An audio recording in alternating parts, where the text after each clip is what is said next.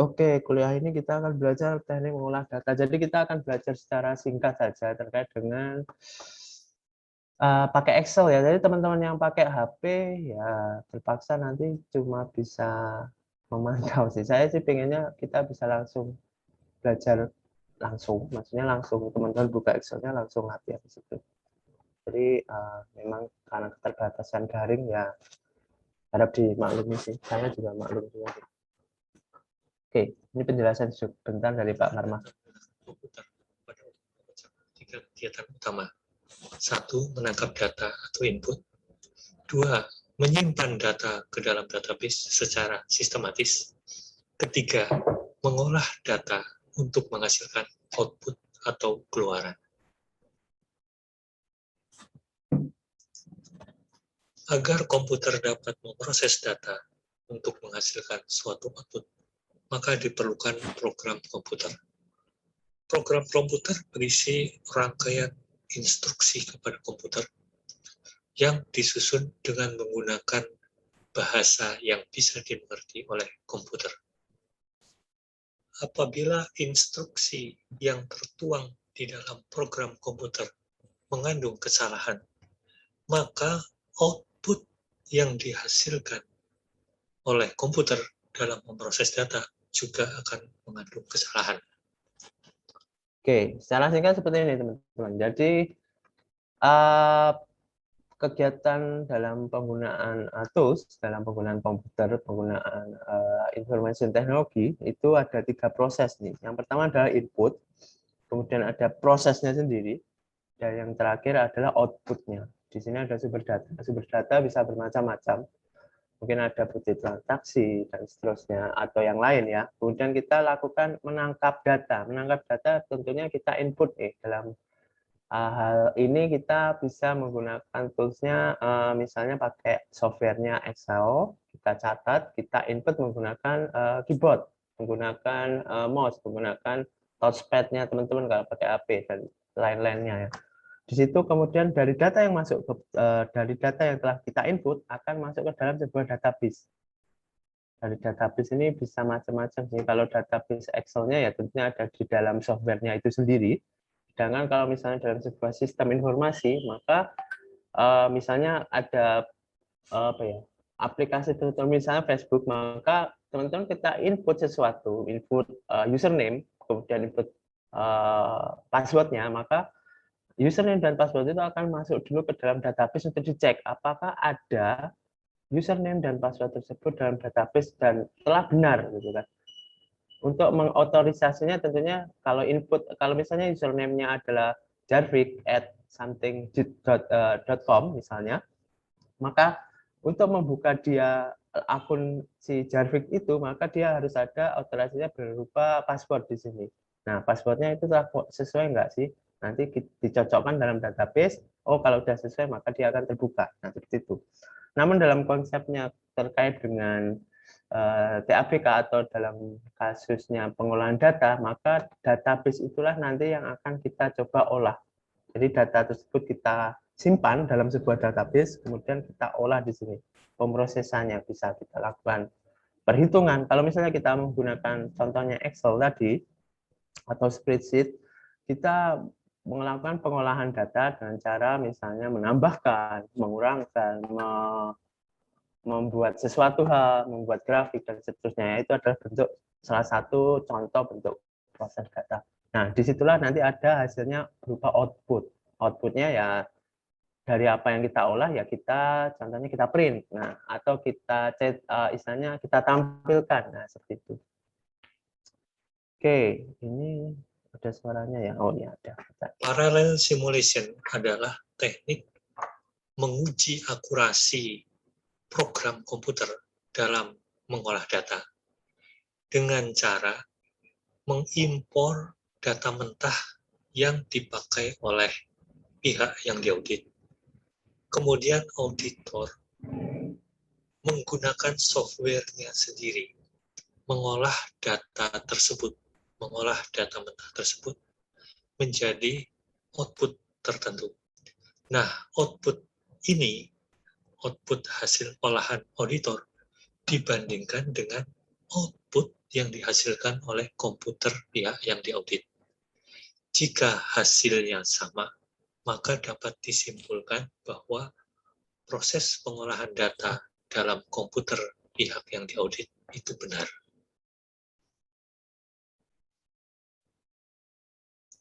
Oke. Jadi konsepnya adalah seperti ini. Jadi tentunya apa ya, data yang kita ambil dari seorang auditi itu tidak hanya terbatas satu jenis data saja, pasti akan banyak data. Data penjualan, data penerimaan, data inventory, misalnya data lain-lainnya, piutang, seterusnya. Nah, itu akan kita ambil semua. Kita kemudian kompilasi dalam sebuah database. Nah, dari situ kita olah masing-masing, kita komparasi. Tentunya dari input yang telah dimasukkan oleh si auditi itu kita coba lakukan proses sendiri. Jadi auditor itu tidak langsung menggunakan hasil dari misalnya dari audit ini. Jadi laporan keuangannya dari misalnya kita ambil, lalu kita coba menghasilkan laporan keuangan yang sama, lalu kita lakukan komparasi di sini. Apakah perhitungan kita dan perhitungan mereka itu sama? Jadi itulah yang dimaksud dengan parallel simulation. Jadi membandingkan hasil dari kita olah sendiri dengan hasil yang diolah oleh auditi. Tentunya kalau misalnya hasilnya sama memang dan kita memang benar dalam melakukan pengolahannya, maka ya pengolahan data oleh audit tersebut ya kita simpulkan bisa sebagai memang telah akurat seperti itu. Tapi tentunya kalau pengolahannya salah, kalau kita sendiri juga salah mengolah data karena memang datanya dari awal itu memang nggak bersih lah istilahnya, atau terdapat kesalahan data inputnya sendiri dan kita tidak melihat kita hanya langsung ambil saja tapi tidak melakukan pembersihan data istilahnya, maka ya kita akan ikut salah di situ. Jadi teman-teman juga harus memahami bahwa sebelum kita olah ya datanya kita bersihkan dulu istilahnya seperti itu ya. Kalau di data analitis atau di data science itu istilahnya dibersihkan dulu. Jadi disesuaikan dengan formatnya, kemudian datanya benar enggaknya, adakah duplikasinya atau ada hal-hal lain yang dapat mempengaruhi dari proses maupun di outputnya itu sendiri. Oke, terkait dengan parallel simulation kemarin saya sudah kasih link, semoga teman-teman sudah lihat itu langsung teknisnya ya. Jadi sederhana untuk melakukan parallel simulation adalah seperti itu. Dan untuk pekan 2 ya memang yang kita sharing di sini memang masih sederhana. Sekarang kita akan menggunakan menu consolidate untuk mengolah data. Oke, langsung kita menu consolidate. Bentar, saya stop share. Saya di pertemuan sebelumnya itu saya dikritik karena gonta-ganti share screen. Jadi saya menemukan dikasih alternatif, Pak, baiknya gini aja, Pak. Jadi enak nih. Nah, ini kan kelihatan semua ya. PDE, silakan teman-teman buka latihan 2.1. Langsung dicoba saja. Nah, sambil dipaparkan slide-nya. Semoga nggak tertutup ya.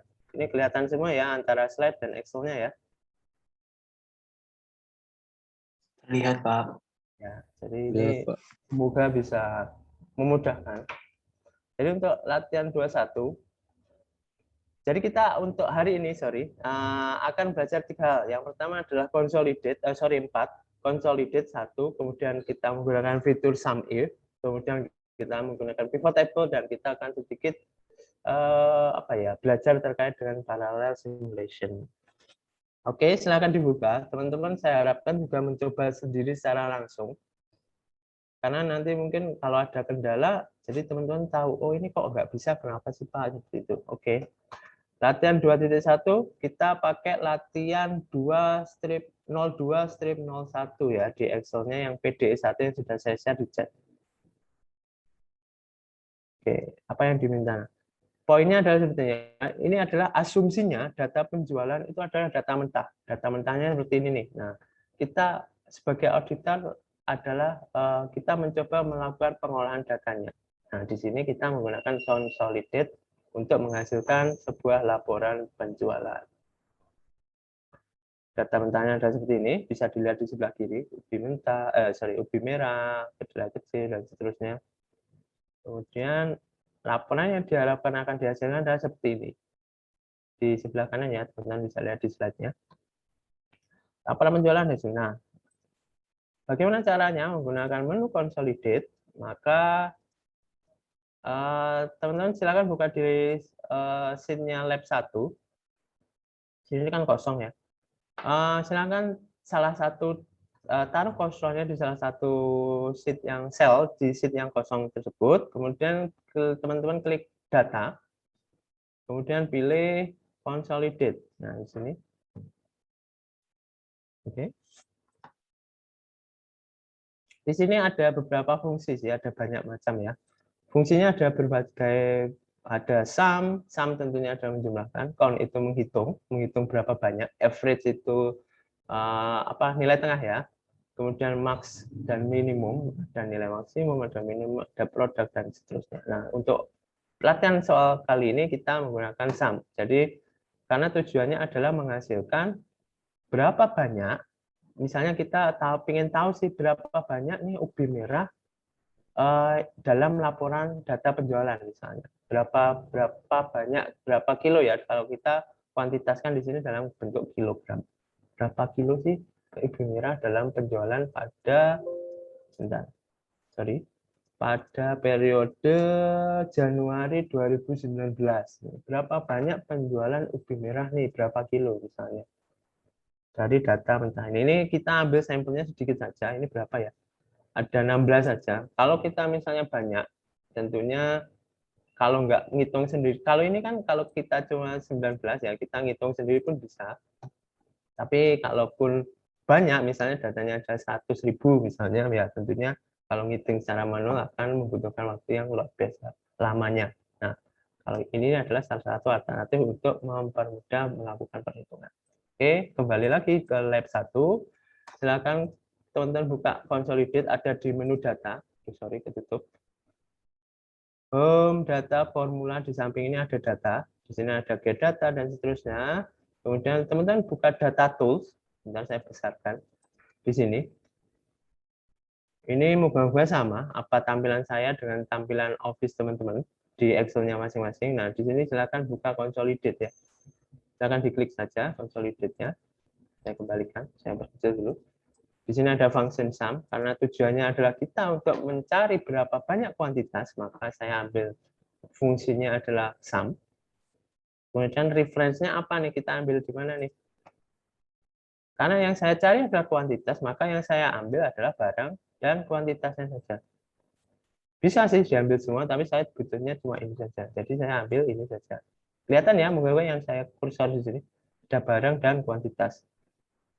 Oke, kalau misalnya pengen semua gimana Pak? Seperti ini. Jadi teman-teman tinggal di serat sini aja. Tapi saya pengen spesifik hanya mengambil ini saja. Oke. Kemudian klik add. Maka dia akan ada reference-nya di sini. Jadi dia di fungsi consolidate ini akan menyimpan referensi bahwa akan mengambil data penjualan pada sel C1 sampai dengan D17. Kemudian teman-teman, saya lupa ini slide-nya. Jangan lupa pilih labeling di sini. Tujuannya adalah membuat sebuah header. Header-nya itu kayak judulnya sebenarnya. Top row-nya dan left column-nya. Jadi dia nanti akan muncul seperti kayak ada judulnya nih. Moga-moga keluar ya. Karena memang ada beberapa case dia nggak muncul semuanya. Oke, kemudian kita klik oke. Oh, sorry, saya salah kursor. Saya lupa. Saya taruh sini. Consolidate. Nah, karena sudah ada, saya tinggal ambil saja, maka saya akan muncul secara otomatis seperti ini. Nah ini yang tidak muncul ternyata. Oh, karena barang. Harusnya kan dia akan muncul barang kuantitas gitu ya, tapi di sini nggak muncul. Tapi tidak masalah, karena kita tinggal bisa menambahkan header sendiri. Oke, atau dipilih sebagai produk. Oke, sederhana ya, gampang ya. Lalu bagaimana cara membuat grafiknya ya? Teman-teman tinggal insert, kemudian pilih chart yang teman-teman pengen. Saya ambil misalnya pie chart, maka ya tinggal pilih insert, kemudian besarkan ya, kemudian pilih misalnya apa nih, mau pingin apa ya, di sini ada pilihan banyak, ada recommended chart-nya itu banyak, silakan dipilih. Kalau ini kita contohnya kita pakai pie chart saja, silakan dipilih, maka akan muncul di sini. Sorry, ini saya hapus dulu. Oke. Gampang banget. Perubahan warna silakan dipilih di sini, perubahan style silakan teman-teman pilih sendiri. Perubahan warna spesifik tinggal diklik, double klik, kemudian teman-teman pilih fill-nya sendiri, color-nya diganti merah misalnya, atau seterusnya. Series option-nya, kemudian di sini juga ada plot-nya, misalnya kita pilih angle-nya. Ini masalah estetika saja sih, tergantung di kebutuhannya teman-teman seperti apa. Oke, dari sini ada yang mau ditanyakan, silakan. Gampang ya, sederhana ya, soalnya untuk yang consolidated. Saya harapkan teman-teman nyoba loh, jangan cuma lihat, karena kalau nggak nyoba, ya sayang aja sih sebenarnya. Kalau yang bisa ya, kalau teman-teman yang nggak perangkatnya memang lagi bermasalah ya, terpaksa cuma melihat saja. Oke? Ada yang mau ditanyakan terkait consolidate? Silahkan. Mudah kan? Gampang consolidate. Silahkan, Mas. Monggo, siapa dulu? Helena dulu, Pak. Oh, ya udah. Izin bertanya, Pak. Kalau consolidate ini harus apa ya? Kolomnya itu harus sebelahan gitu ya, Pak? Kalau misalnya mau nyari harga satuan gitu misalnya, Pak, bisa nggak? Ya, betul. Jadi memang harus sebelahan. Kalau misalnya harga satuan ya di track Y, misalnya teman-teman poinnya seperti ini, maka dia akan muncul juga kuantitas. Jadi memang harus dipindah. Memang kelemahannya untuk consolidate adalah seperti itu. Baik, Pak. Terima kasih. Oke, silakan. Ada lagi yang lain? Izin, Pak. Saya tadi udah nyoba kan ya, Pak. Tapi nggak muncul bagian barangnya itu, Pak. Yang ubi merahnya itu, Pak. Nggak muncul. Ya. Yang muncul cuma kuantitasnya. Kuantitas aja, ya, betul. Saya juga sama, Mas. Jadi memang ada beberapa, nggak tahu ya, ini tergantung ini apanya ya, masalah di mana ini saya kurang tahu. Jadi saya tambahkan sendiri nih, barangnya ini saya tambahkan sendiri, bukan bawaan dari fungsi consolidate sendiri. Karena ini bentuknya free text, jadi teman-teman bisa langsung ganti sesuai kebutuhan teman-teman. Jadi misalnya saya ganti apa gitu sebenarnya bisa. Nah, ini langsung mengambil free text, jadi nggak masalah sih. Cuma memang untuk mempermudah saja, karena kalau kita nggak pakai header kan biasanya suka bingung nih, ini apa ya tadi ya. Nah, ini untuk memudahkan saja. Itu Mas Aska ya, Aksa, sorry. Iya, Pak. Ya. Satu lagi, Pak. Jangan. Kenapa kita nggak gimana, Pak? Gimana? Silakan. Kenapa kita nggak copy paste aja langsung ya, Pak? Copy paste apa nih? Misalnya data penjualan ini kita copy, Pak, gitu ya. Jadi gini Mas Mas Aksa, konsepnya memang bukan seperti itu. Karena yang kita ingin cari adalah ini nih, secara detail masing-masing nih. Karena ini data penjualan itu kan nggak urut dan ada pengulangan nih. Ubi merah ada 2, kacang hijau ada 2. Jadi kalau kita copy paste tentunya ya hasilnya sama seperti ini kan. Nih. Jadi ini akan seperti ini. Yang saya harapkan adalah ubi merah berapa banyak kuantitas dalam langsung nih. Ubi merah itu berapa banyak sih dalam penjualan bulan Januari. Nah, ini fungsinya consolidate. Dan saya nggak merekomendasikan copy paste karena apa? Karena datanya kebetulan cuma 16 nih. 16 saja. Invoice-nya cuma banyak 16. Kalau invoice-nya 100 juta, 100.000 gitu. Kita ngopi semua tentunya panjang banget ke bawah kan. Padahal yang saya butuhkan di sini, saya pengen tahu ubi merah itu berapa banyak sih, berapa kilo sih dalam penjualan tahun 2020 misalnya. Tentunya kan nggak mungkin saya copy paste utuh-utuhan seperti itu. Itu salah satu konsepnya. Gitu. Moga-moga menjelaskan ya. Baik, Pak. Terima kasih, Pak. Ya. Oke, ada lagi silakan. Nanti dicatat sendiri ya masing-masing nilai aktivitasnya masing-masing ya. Tolong dibantu dan tolong bantu screenshot juga. Terima kasih.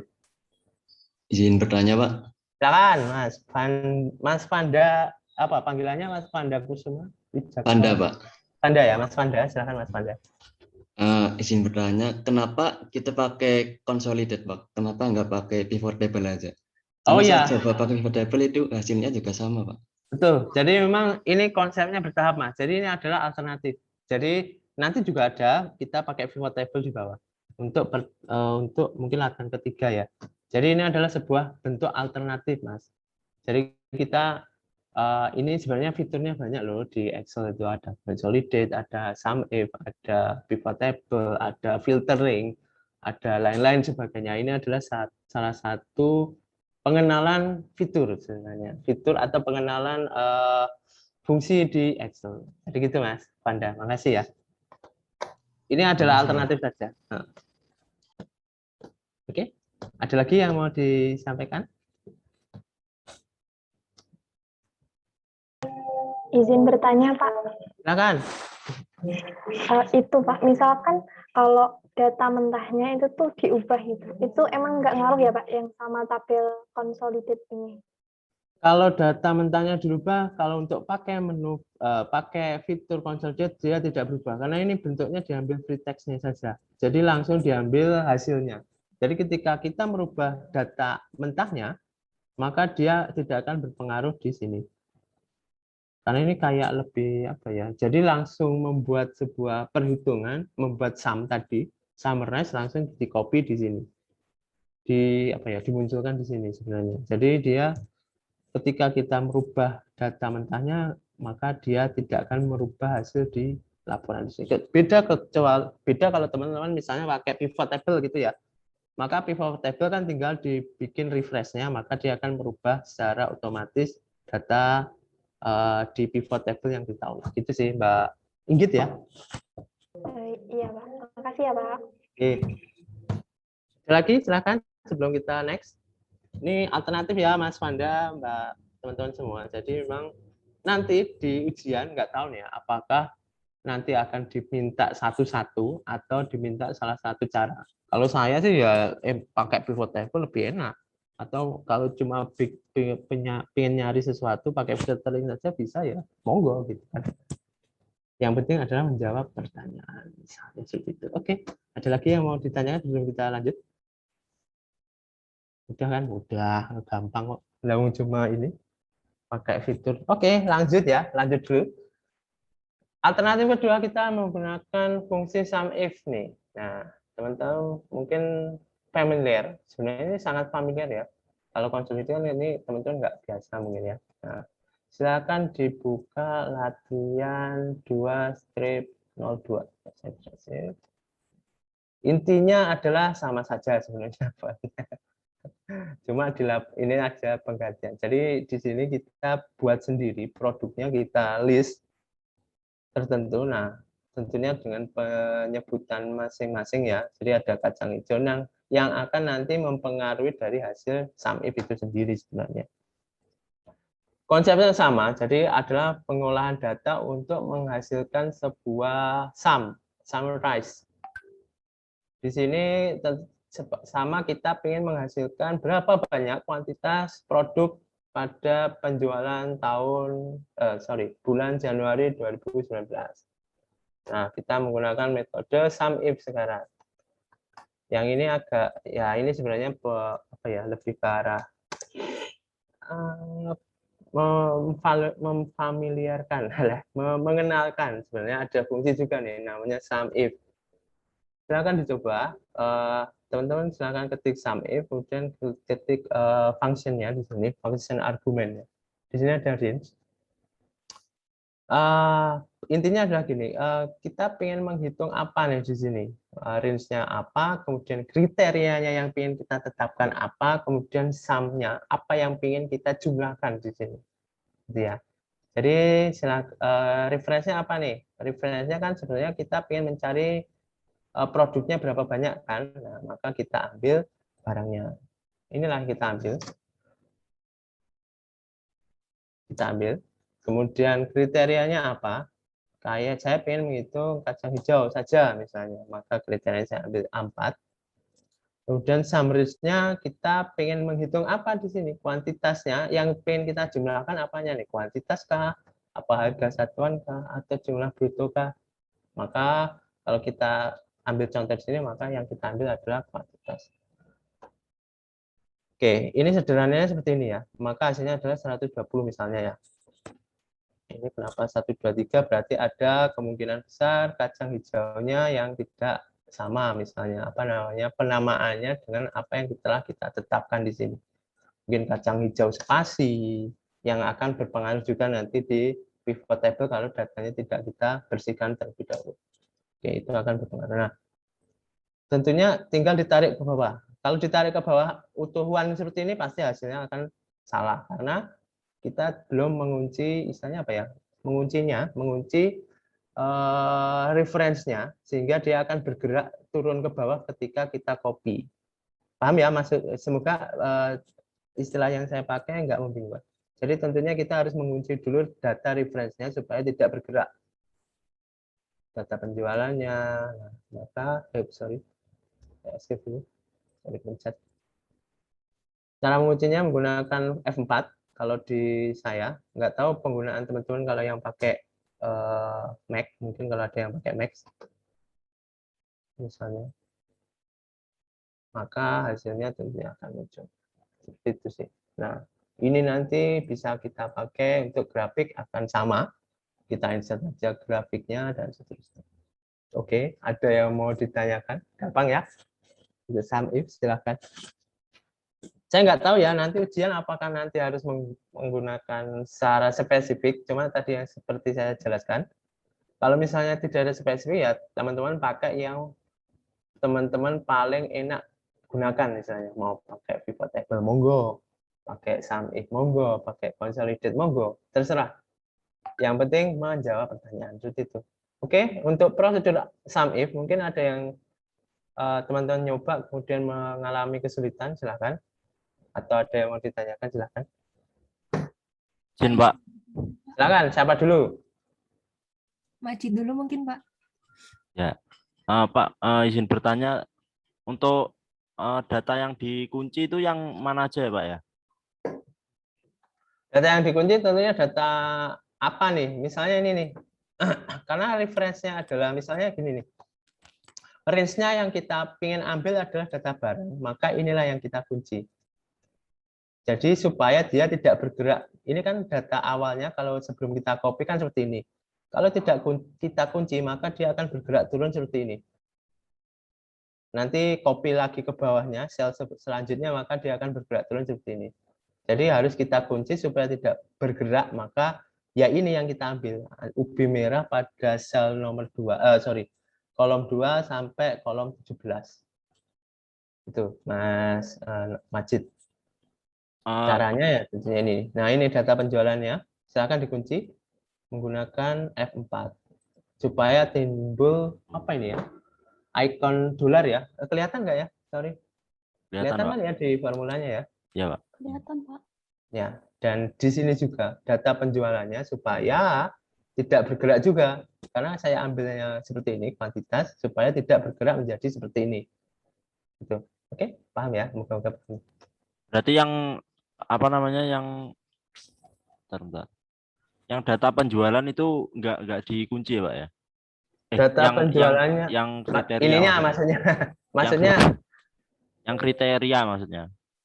Dua-duanya Mas, kriterianya dikunci dua-duanya supaya tidak bergerak. Karena kita ngopi soalnya, ngopi istilahnya apa ya? Mendrag zone formulanya secara langsung. Kecuali kalau enggak juga sih, kalau di copy misalnya copy satu-satu misalnya dia akan bergerak juga kalau enggak salah ya. Jadi kita harus mengunci dua-duanya, baik dari kriteria, baik dari range maupun dari sum-nya, dari range istilahnya apa, dari range-nya nama produk maupun dari dari jumlah kuantitasnya. Yang dikunci apanya Pak? Ya ininya, tinggal di F4 aja dua-duanya. Oke, silakan. Tadi ada lagi yang nanya saya ya, Mbak Lista ya. Masih, Pak. Iya, siap. Ini Pak, kalau misalnya apa namanya Pak, untuk yang produk ini misal salah tulis atau misal terdapat spasi yang berlebih itu kan nanti jumlahnya tidak ya Pak.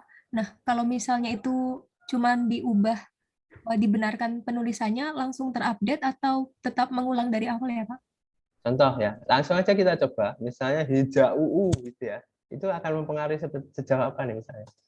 Dia akan langsung merubah karena memang formulanya kita ambilnya dari apa. Itu Mbak Alicia. Baik Pak, terima kasih. Berarti berbeda dengan consolidate tadi ya Pak yang Ya, dia akan berbeda betul. Karena baik. dia formulanya hidup ya istilahnya ya. Kalau consolidate kan dia langsung menghitung, mengkalkulasinya, kemudian langsung menempatkan hasilnya pada sel yang kita pilih. Baik, terima kasih Pak. Oke, ada lagi yang mau di-sharing? Silakan. Izin Pak. Monggo. Berarti untuk sum if ini lebih fleksibel daripada consolidate ya Pak? Misal kalau mau nyari harga satuan ataupun jumlah brutonya itu nanti berarti tinggal diganti sum range-nya itu ya Pak? Ya, tergantung kebutuhannya teman-teman sebenarnya. Ini Pak, ini karena kita mintanya adalah dalam bentuk summarize ya. Jadi ya terbatas pada sum saja. Jadi nanti kan formulanya tergantung kebutuhan teman-teman sebenarnya. Nanti ada fiturnya ada apa aja ya, saya coba cari. Di sini misalnya pakai sum if, oke. If pun juga bisa. Jadi memang fleksibel ya, tapi hanya dalam ranah summarize saja, Mbak Nada ya, Nabila. Iya Pak. Mbak Nada ya, sorry.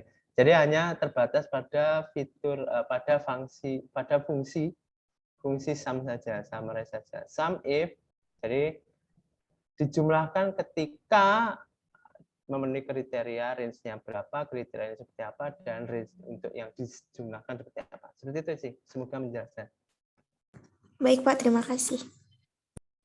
Nanti akan berbeda misalnya akan if misalnya, atau ifs pakai Pak, S. izin bertanya. Silakan, Mbak Tasya, Mbak Kopi Pak. Monggo.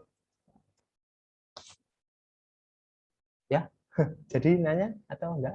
Silakan. Atau putus? Suara saya sudah terdengar, Pak. Sudah, monggo. Aduh. Silakan. Terkait dengan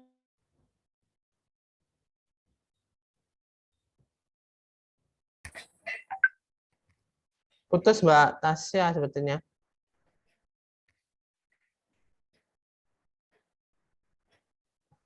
Iya,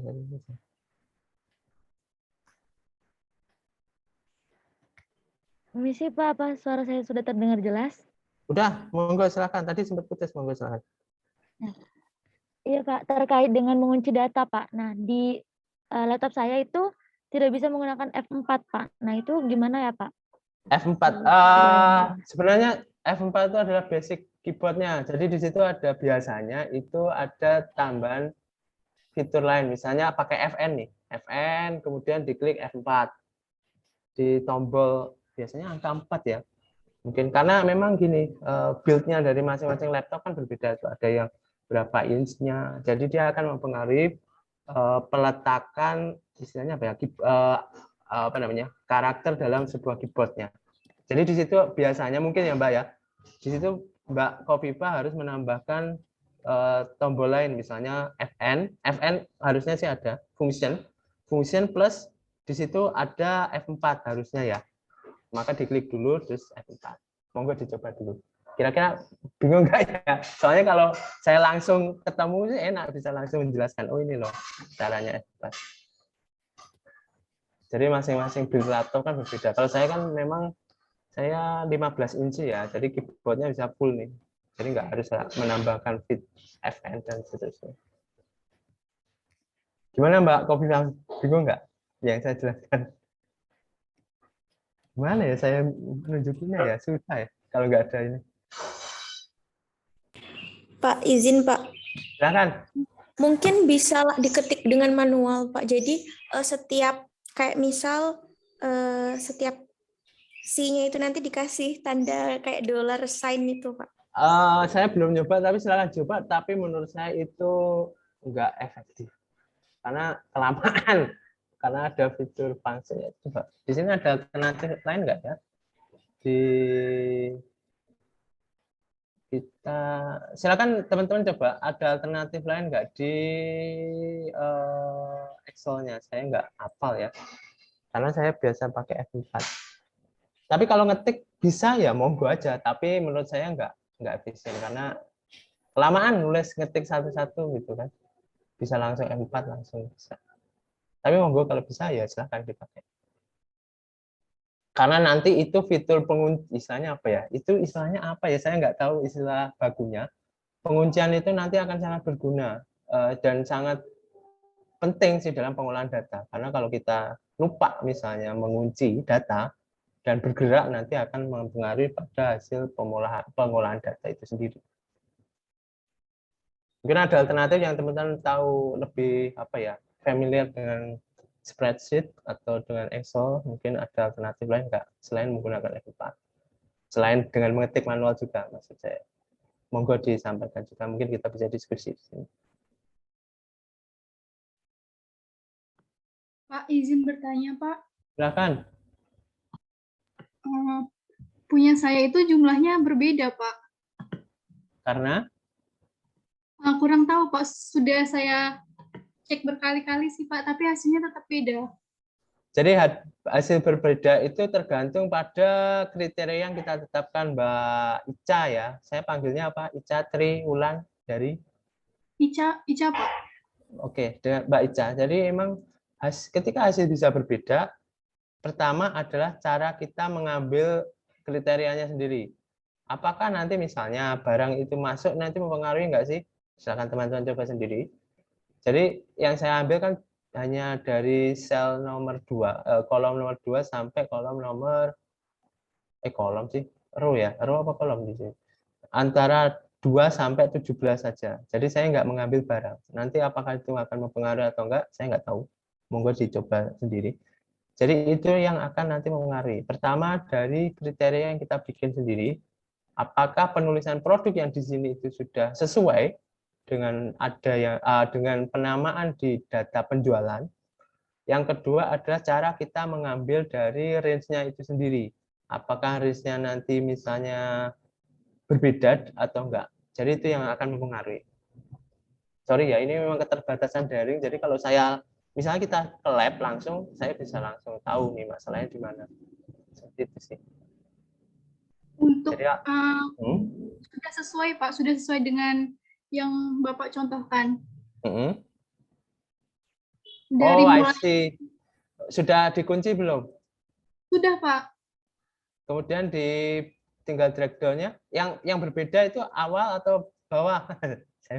Dari kedelai besar sampai dengan ubi putih, Pak. Ya, kemungkinan besar karena emang datanya bergerak, Mbak. Jadi sebelum kita copy ke bawah, jadi gini. Sebelum kita copy ke bawah gini, kita harus menguncinya dulu. Jangan di bawah dulu baru kita kunci ya. Tapi kita kunci pada data awalnya. Ini Mbak. Jadi kalau nggak salah, kalau mungkin ini perkiraan saya, ini kalau nggak salah mungkin singkong 0 atau kedelai kecil ya. Yang 0, mungkin ada yang nilai 0 kan di situ. Mbak Ica. Tidak ada, Pak, punya saya, Pak. Nggak ada. Kedelai besarnya itu 54, kedelai hitamnya 51, semuanya ada angkanya, Pak. Semua ada angka. Jadi gitu sih, kemungkinan besar seperti itu Mbak Ica ya. Antara Mbak Ica mungkin ya salah mengambil data penjualannya, karena saya nggak tahu nih, saya nggak bisa lihat data langsung.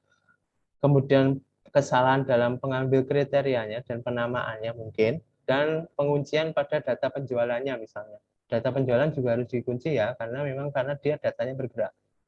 Jadi ketika kita drag ke bawah, kita drag ke bawah, maka dia akan mempengaruhi dua range sebenarnya. Dari range data penjualan itu sendiri, data barangnya, dan data kuantitas. Jadi dua-duanya harus dikunci supaya tidak bergerak. Ya, betul. Di ini, D2, D17. Kira-kira seperti itu sih Mbak Ica. Saya gimana ya, mau bantunya ya? Ya Pak, tidak apa-apa. Baik Pak, terima kasih. Nanti saya coba lagi. Siap. Mohon maaf nih, keterbatasan daring banget nih. Ini gimana ya? Tapi nggak apa-apa, nanti kalau misalnya ada kendala silakan disampaikan kembali. Mungkin saya coba kasih alternatif solusi atau alternatif, mungkin problemnya di sini loh kira-kira. Mungkin ya. Seperti itu sih Mbak Ica. Mohon maaf ya kalau tidak memuaskan jawaban. Baik, Oke, Pak. ada Terima lagi? kasih. Ye, siap. Ada lagi? Pak, izin bertanya, Pak. Ya, siap. Siapa dulu? Silakan. Tadi rumusnya sudah saya bikin serupa mungkin dengan punya Bapak. Saya udah ketik berkali-kali, tapi hasilnya tetap 0, Pak, semuanya. Gimana, Pak? Tetap 0 semuanya? Iya. Harusnya kalau datanya benar, maka dia nggak itu. Oke, sum if udah ya, benar ya? Sum if ya? Sudah benar. Wait. Data penjualan. Sum if. Gini aja. Klik functionnya ya, sum if. Ini sum if ya. Iya. Range-nya diambil yang? Iya, sudah. Data Ini. penjualan. Oke, data penjualan C2 sampai C17 ya? Iya, sudah dikunci juga. Oke, kunci langsung. 4. Di sini langsung kunci juga bisa sih. Sorry, teman-teman. Kemudian kriterianya kita ambil kacang hijau ya, 4 nih berarti kan. Oke. Kemudian sum range-nya kita ambil. Oh, ini kenapa datanya? Oh, ini salah ini. Ini ya, saya lewat. Saya ulang ya, sorry. Ya. Range-nya diambil data penjualan, berarti saya ambil C2 sampai C17, kemudian saya kunci menggunakan F4. Oke. Kemudian saya kriterianya saya ambil A4 karena saya pengen menghitung produknya, konsepnya adalah saya pengen hitung kacang hijaunya. Maka saya ambil A4. Oke. Sum range-nya saya ambil karena saya pengen menghitung kuantitasnya berapa kilo, maka saya ambil pada range D2 sampai D17. Oke, kemudian saya kunci. Oke. Hasilnya harusnya 120 karena ini dia langsung menghasilkan nih 120. Lalu saya drag and drop salah. Saya tarik ke bawah. Hasilnya seperti ini sih. Kira-kira ada kendalanya di mana Mas Akta dia? Prisya. Sebentar Pak, saya coba ulang lagi rumusnya. Ye, monggo. Mungkin ya. yang mau nanya yang lain dulu. Jadi ini alternatif ya teman-teman. Nggak apa-apa kalau misalnya memang aduh ini saya gagal terus ya udah pakai alternatif yang lain aja. Monggo, ada tadi siapa yang mau nanya? Izin bertanya Pak. Silakan Mas Hafiz ya. Monggo. Tadi saya coba-coba yang kunci data F4 ya Pak. Itu kayaknya ada 3 ya Pak. Ada yang 3 dolar nih? di depan, dolarnya ada di depan, di belakang sama dua-duanya. Itu bedanya apa ya Pak? Oh ya, jadi gini. Oh ya, saya belum jelasin. Maaf. Dolar di depan itu yang dikunci adalah C-nya. Jadi dia tidak akan bergerak dari ranah C. Sedangkan dolar kedua, dolar yang ke belakang, ini kelihatan kan ya, moga-moga yang saya share ya. Misalnya ini dolar 2, maka dia tidak akan bergerak pada range 2 pada C, gitu Mas. Jadi kalau misalnya saya hapus C2, maka dia akan bisa berubah, tapi akan tetap di ranah 2. Penjelasannya adalah seperti ini. 2 adalah di sini. 2 itu kan panjang nih secara horizontal, maka dia tidak akan bergerak pada ranah ini. Sedangkan C, dia tidak akan bergerak pada ranah C.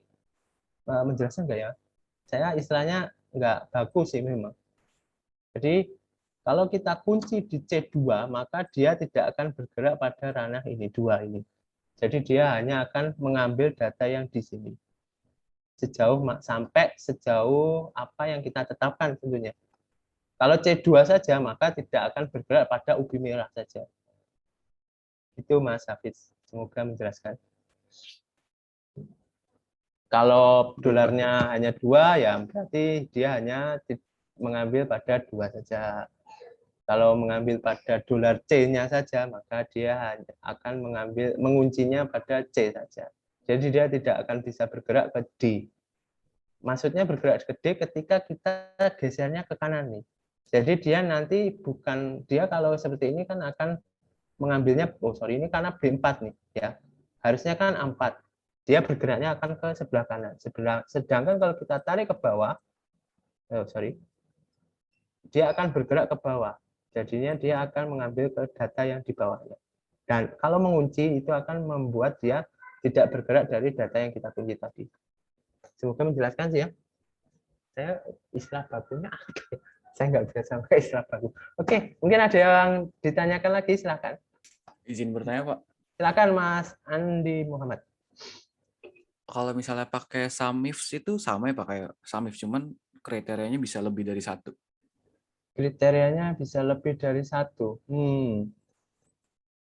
Saya kalau kriteria lebih dari satu menggunakan if saja sebenarnya. Jadi dari if itu nanti saya bisa membuat formula yang bisa lebih kompleks ya. Tapi kalau saya coba aja ya, mungkin ya, bisa nggak sih kriterianya lebih dari satu misalnya ya. Daripada bingung kan, mending kita coba langsung. Kriterianya bisa nggak? Misalnya 2 gitu ya.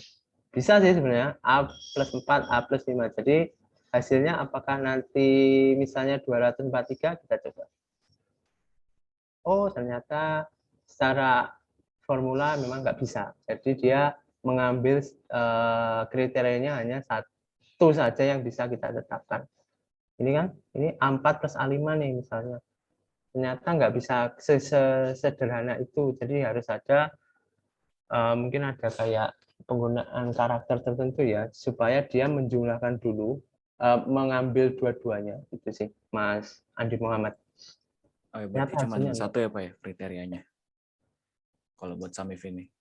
Yup, sepertinya seperti itu. Sepertinya seperti itu. Ya. Oke, baik Pak, terima kasih. Oke. Oke, ada yang mau ditanyakan? Kalau enggak kita lanjut ke pivot table. Pivot table itu yang sebenarnya lebih enak pakai pivot table sih daripada SUMIF, daripada ya. Mbak Tasya, silakan. Sorry. Iya Pak. Terkait dengan bedanya range sama sub range itu Pak. Nah itu kalau range itu gimana? Untuk yang sub range itu gimana ya Pak?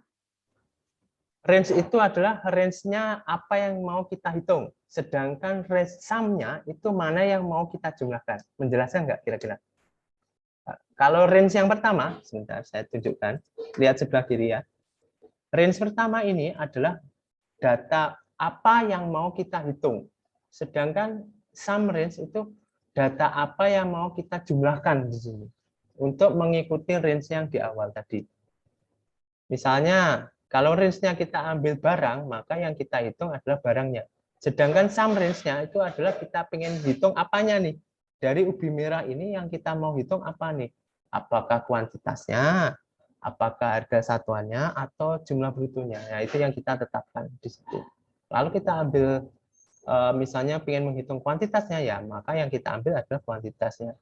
Supaya nanti yang dihitung adalah, yang di sum-nya, yang di summarize itu adalah kuantitas kilonya dengan memperhatikan produknya. Jadi ubi merah itu berapa sih total sum-nya? Sum-nya itu. Menjelaskan nggak ya? Moga-moga menjelaskan. Menjelaskan Pak. Oh saya kira itu kalau sum range itu harus berupa angka gitu. Berarti enggak ya Pak ya? Tergantung datanya sih. Bisa macam-macam sih. Tapi umumnya kalau sum itu memang dalam bentuk numerik ya Mbak ya. Jadi kalau dia bentuknya teks atau apa ya, bukan number ya, itu biasanya nggak bisa. Karena memang harusnya kalau sum, sesuatu yang kita jumlahkan, itu pasti bentuknya angka. Umumnya adalah angka. Halo. Oke. Baik Pak, terima kasih Pak atas penjelasannya. Oke. Lanjut ya, kita pivot table ya. Oke, kita close, don't save. Sebentar. Kita buka ke latihan 2-03. Kita latihan aja. Enak latihan gini ya sebenarnya. Tapi lebih enak kalau kita bisa langsung ketemu sih. Karena kalau ada kendala bisa langsung saya bantu. Oke, mana tadi? Oke, seperti ini ya. Data penjualan adalah seperti ini. Konsepnya sama. Kok ini sama ya?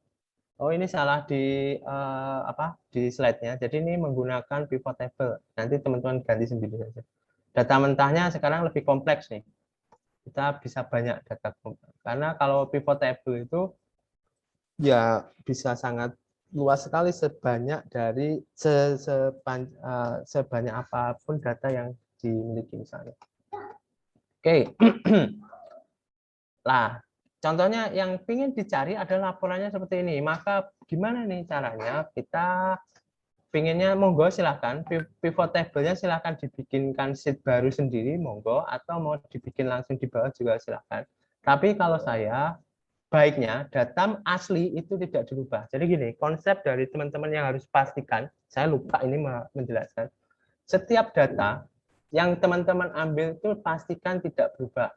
Maksudnya tidak berubah adalah ketika teman-teman olah itu, jadi teman-teman punya data masternya. Di mana data master itu nanti ya memang sesuai apa yang kita ambil dari auditinya. Jadi ketika mau melakukan pengolahan, maka data master tersebut teman-teman copy dulu menjadi data master 1 atau data copy master untuk yang teman-teman nanti teman-teman lakukan pengolahan di situ. Jadi pengolahannya ini idealnya jangan seperti ini.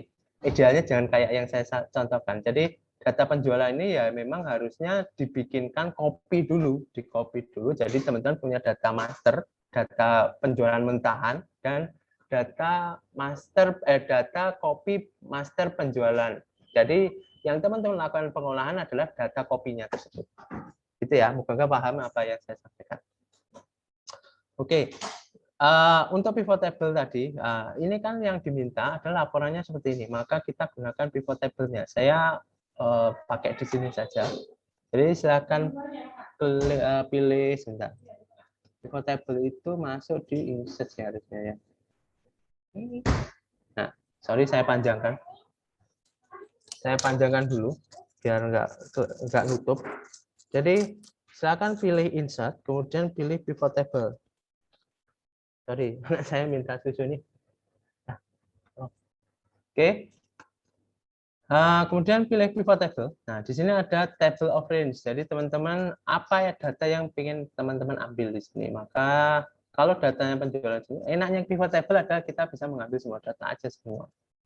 Ya udah kita ambil aja semua, maka gampang seperti itu. Nah, choose where you want to pivot table to be placed. Nah, teman-teman mau ngambilnya di mana nih? Apakah membuat new worksheet langsung, silahkan, atau pada existing. Existingnya tentunya teman-teman pilih sheet-nya mau ditaruh di mana, misalnya di sini gitu kan ya.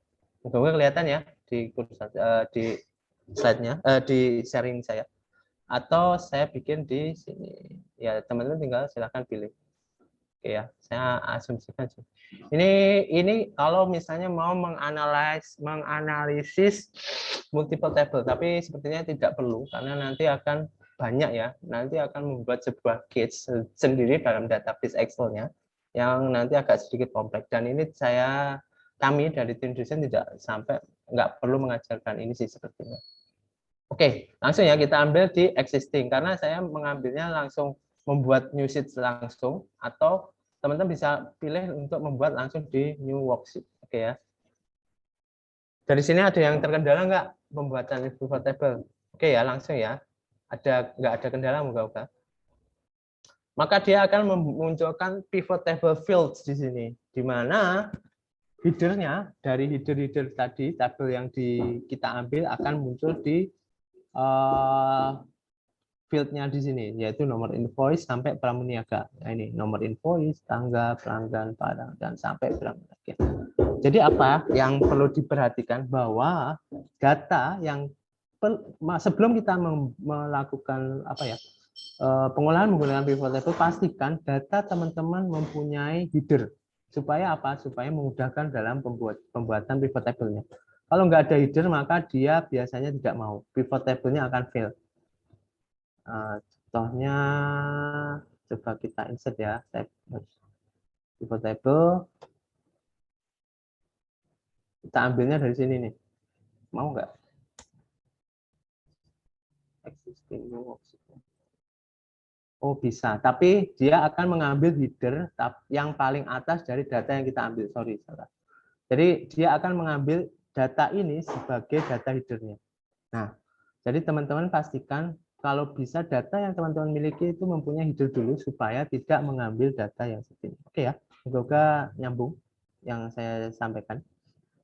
Delete. Jadi dia akan mengambil data paling atas sebagai header. Nah, inilah data yang paling atas yang diharapkan untuk menjadi headernya. Oke.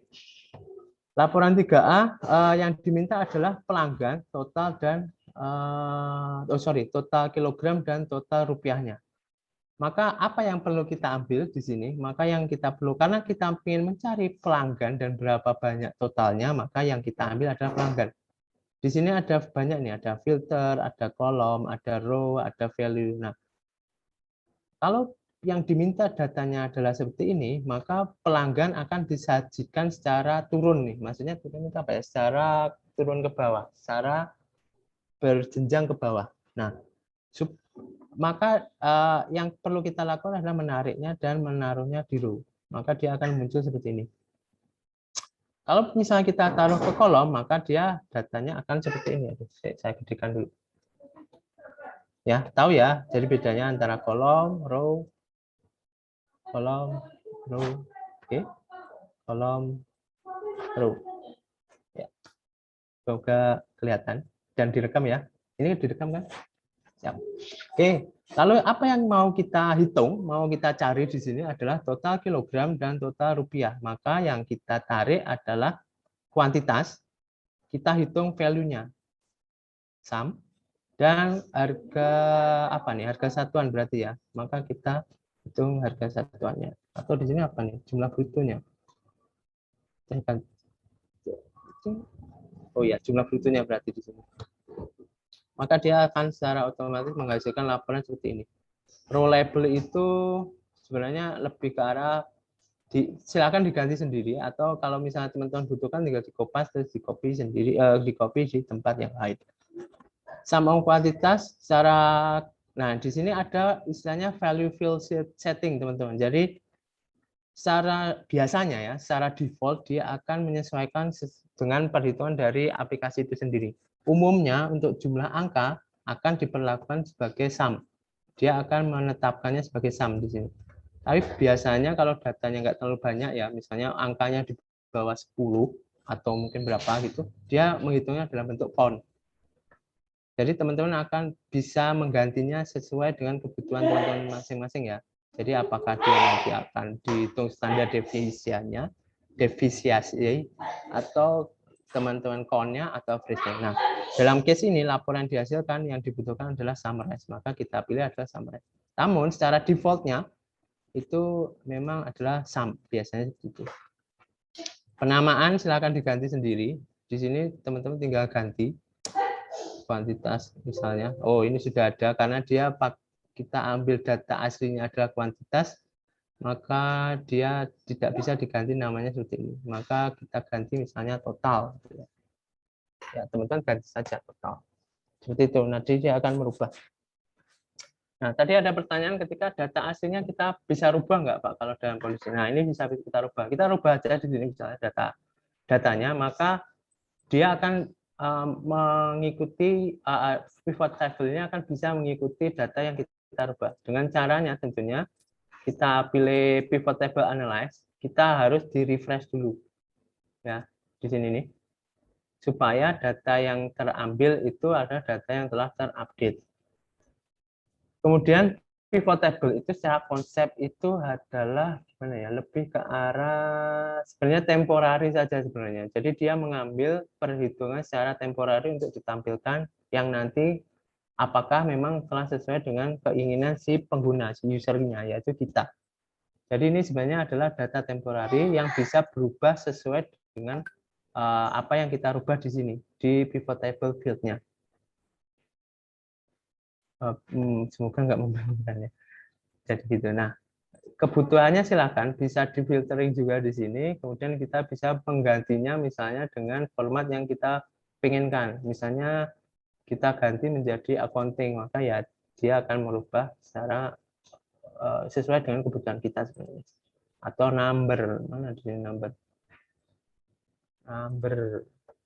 Numbernya misalnya kita ganti dengan ada titik, misalnya titiknya ya berarti kita harus pakai use 1000 separator misalnya, maka ya dia akan titik.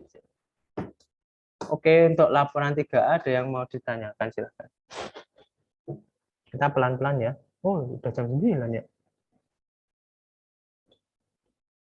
Mungkin ada yang mau ditanyakan terkait pivot table, ada yang bingung nggak ya? Ini sangat membantu sih sebenarnya untuk pivot table. Atau kalau enggak, saya lanjut deh. Pak, izin bertanya, Pak. Silakan Mas Nanda ya. Iya, Pak. Nah, jadi kalau di consolidate tadi kan misal mau bikin kolom apa? Mau bikin consolidate-nya harus sebelahan ya, Pak. Jadi bisa diatasi dengan pivot table ini, Pak. Bisa, salah satunya bisa sih. Karena di pivot table itu kita mengambil apa yang kita butuhkan dari kolom yang kita ambil ya. Dari table yang kita ambil ya. Gitu. Bisa aja. Karena yang kita butuhkan di sini, yang kita ambil saja. Misalnya barang, misalnya dia nanti akan mengurutnya, penampilannya di sini, tampilan di sini akan urutan dari value-nya. Misalnya saya taruh di sini, maka dia akan berubah di situ. Jadi gitu sih. Baik, Pak. Terima kasih, Pak. Ya, silakan. Ada lagi yang mau ditanyakan? Sebelum kita lanjut ya, laporan 3B. Izin bertanya, Pak. Silakan. Terkait dengan pivot table ini, Pak, kalau di menu Excel saya itu pivot table-nya gabung dengan pivot chart, Pak. Apakah memang di fitur Excel tertentu itu digabung seperti itu atau seharusnya tetap ada pivot table terpisah ya, Pak? Kalau nggak salah memang mengikuti versi Office masing-masing ya. Paling Office berapa? 365 ya, Mbak ya? 2019, Pak. Gitu ya? Iya, Pak. Oh, sebenarnya nggak masalah sih sebenarnya, karena memang ini pun juga kita misalnya pengen bikin chartnya juga bisa kan menggunakan ini, misalnya langsung seperti ini, maka kan bisa. Yang penting adalah fiturnya sebenarnya sama sih. Harusnya sama sih, dia ada fieldnya juga ada, chartnya juga sendiri juga ada. Iya, Pak. Sama, Pak. Hanya langsung terbuat chartnya, Pak. Iya. Kalau saya nggak, saya bikin otomatis. Kalau nggak salah mungkin ada di setting ya, Mbak ya. Baik, Pak. Terima kasih. Justru malah enak. Nanti ujiannya kalau nggak salah ada kebutuhan untuk menampilkan chart sih. Jadi teman-teman di sini juga langsung bisa ya. Jadi pivot table analyze di sini, kemudian di sini ada fitur pivot chart atau table tertentu ya, teman-teman silakan pilih. Di sini juga ada pembuatan table yang direkomendasikan. Jadi di sini ada di pivot table analyze ya. Di sini untuk merefreshnya di sini change data source-nya bisa, kemudian misalnya di sini ada fitur calculate field-nya juga bisa. Maksudnya apa? Jadi kita bisa membuat sebuah kolom, sebuah field yang langsung misalnya menghitung. Contohnya misalnya barang dikalikan kuantitas kilogram, maka kita namakan kolom tersebut sebagai jumlah barang total misalnya, maka dia bisa kita hitung langsung menggunakan pivot table juga. Nanti akan ditambahkan menjadi field baru di sini. Misalnya di bawah penampilan niaga nanti kita kasih namanya jumlah perhitungan barang, maka dia akan muncul jumlah perhitungan barang. Formulanya sederhana ya, teman-teman tinggal ambil aja misalnya barang dikali dengan kuantitas. Seperti ini aja sederhananya. Kemudian kita add. Kita beri nama dulu, kemudian kita add. Kita bisa juga di situ menggunakan ini field item and sets. Di sini juga ada list formulanya, mungkin teman-teman bisa lihat di sini apa formulanya. Kemudian di sini ada juga soft order, itu apa ya? Untuk menentukan urutannya sebenarnya, tapi di sini nggak ada contohnya ya. Insert slicer itu untuk memotong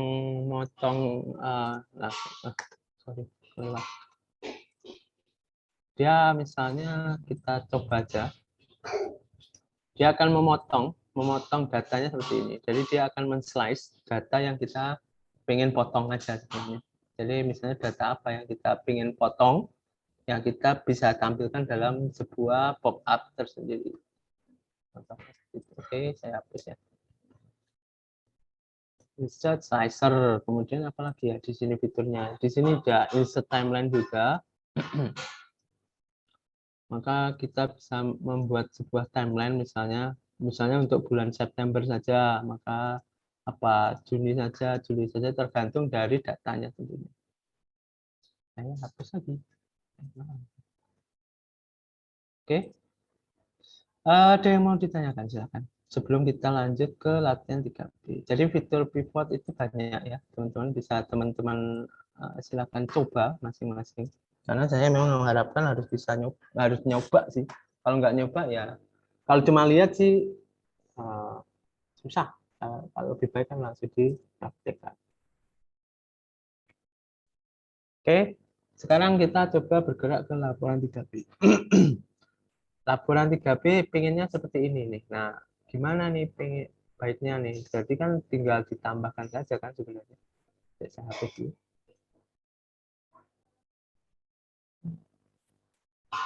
Yang diminta adalah apa? Adanya barangnya. Barangnya lalu kita tarik ke kolom berarti kan. Gampang kan? Cuma ditarik saja sebenarnya.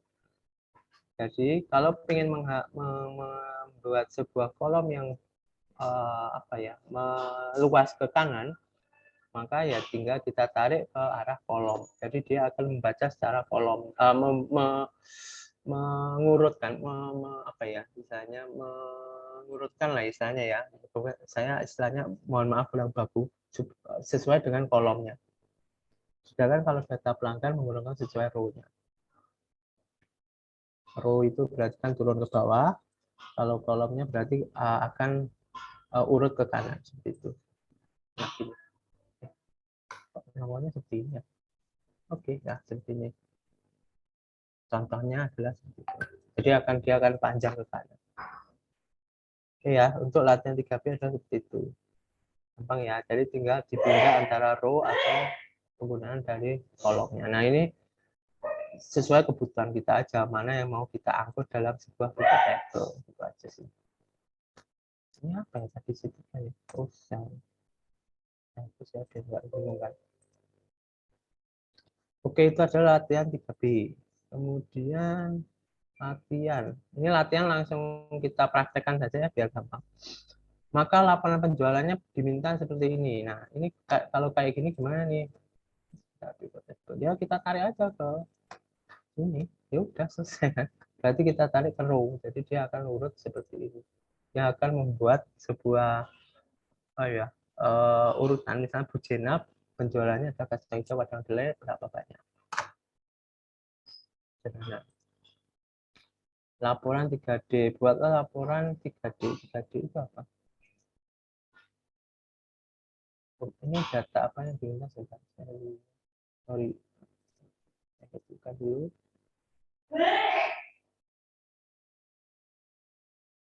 Buatlah.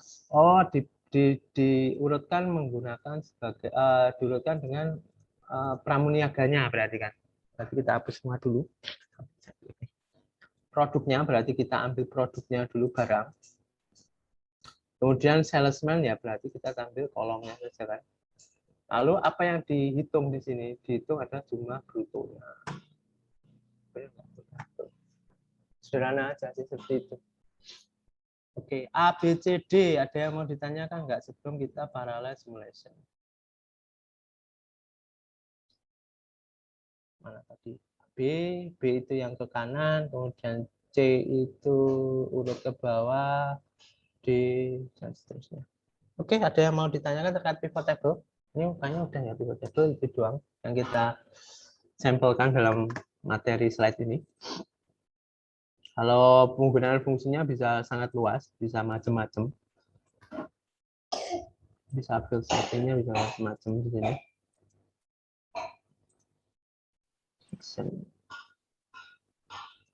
Monggo kalau ada yang mau ditanyakan terkait pivot table, mungkin teman-teman sudah familiar ya, karena ini harusnya yang sudah biasa pakai sih kalau pivot table, karena saya juga sering pakai juga pivot table untuk perhitungan terkait dengan saya kan karena terlibat dalam pengelolaan pengaduan, maka saya ingin menghitung pengelolaan pengaduan dari siapa, dari urut semuanya lah, dari apa yang terlapor, dari berapa banyak tahun ini, per semester berapa, kemudian dibagi lagi misalnya ditampilkan cukup siapa saluran pengaduannya apa saja, itu kan bisa menggunakan pivot table.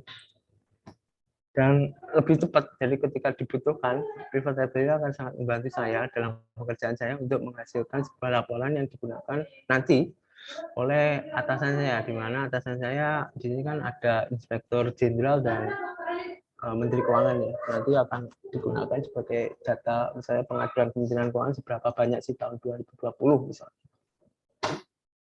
Itu akan sangat membantu untuk pivot table. Tapi harusnya sih nanti kalau teman-teman mungkin terlibat ya dibuatkan sekalian aja aplikasinya. Jadi aplikasi yang mengenerate secara laporan secara otomatis. Jadi tidak perlu dilakukan pengolahan di sini, tapi langsung kita serahkan dalam sebuah aplikasi untuk mengenerate sebuah laporan. Itu sih. Nah ini tapi konsepnya ketika kita ingin melakukan perhitungan, melakukan pengauditan. Oke, monggo kalau ada yang mau ditanyakan dari pivot table, silahkan. Atau masih mencoba, monggo saja. Simulation. Oh ini udah dilihat ya. Oke, ada yang ditanyakan? No? Kalau terlalu cepat, monggo diingatkan. Misalnya, Pak saya ini terlalu cepat, Pak. Saya masih ini loh, laporan 3A. Mas, tahu-tahu udah 3D aja. Misalnya, monggo diingatkan. Saya juga.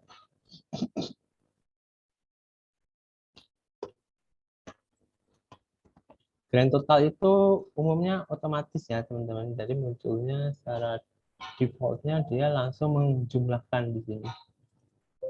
Oops, sorry. Nah, ketika kita double klik maka kita bisa langsung melihat detailnya dalam yang kemudian ditampilkan pada sheet terbarunya yang menjelaskan bahwa untuk invoice sampai 399415 atas nama saudara Rahmat itu adalah seperti ini detailnya.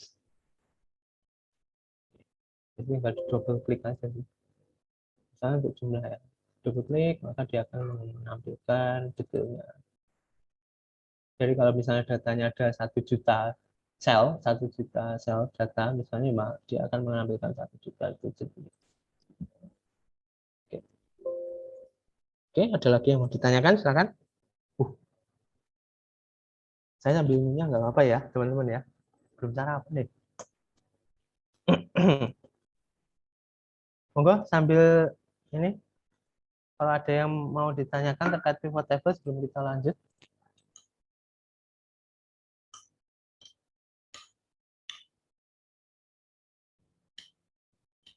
Atau masih mencoba mungkin? Karena kita masih sangat basic ya di pertemuan kedua, jadi memang harapannya nggak langsung dikasih materi yang aneh-aneh, maksudnya materi yang langsung banyak gitu enggak, tapi kita pelan-pelan di sini dibagi per pekan, disesuaikan juga. Kenapa? Udah disuruh. Kalau enggak ke dokter aja nanti ya. Oke, silakan kalau ada yang mau ditanyakan, sorry teman-teman.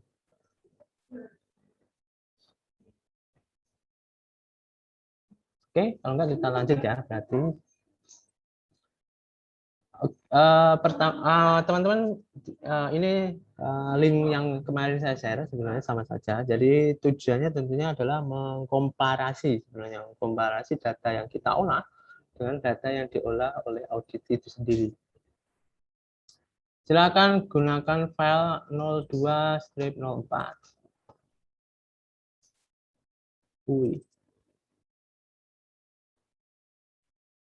Nah, ini datanya lebih banyak lagi. Ini ketutupan. Aduh, salah pencet lagi. Ketutupan ini sih. Ketutupannya fiturnya zoom ya, jadi nggak bisa diklik. Ya, ampun ya udah, bentar ya.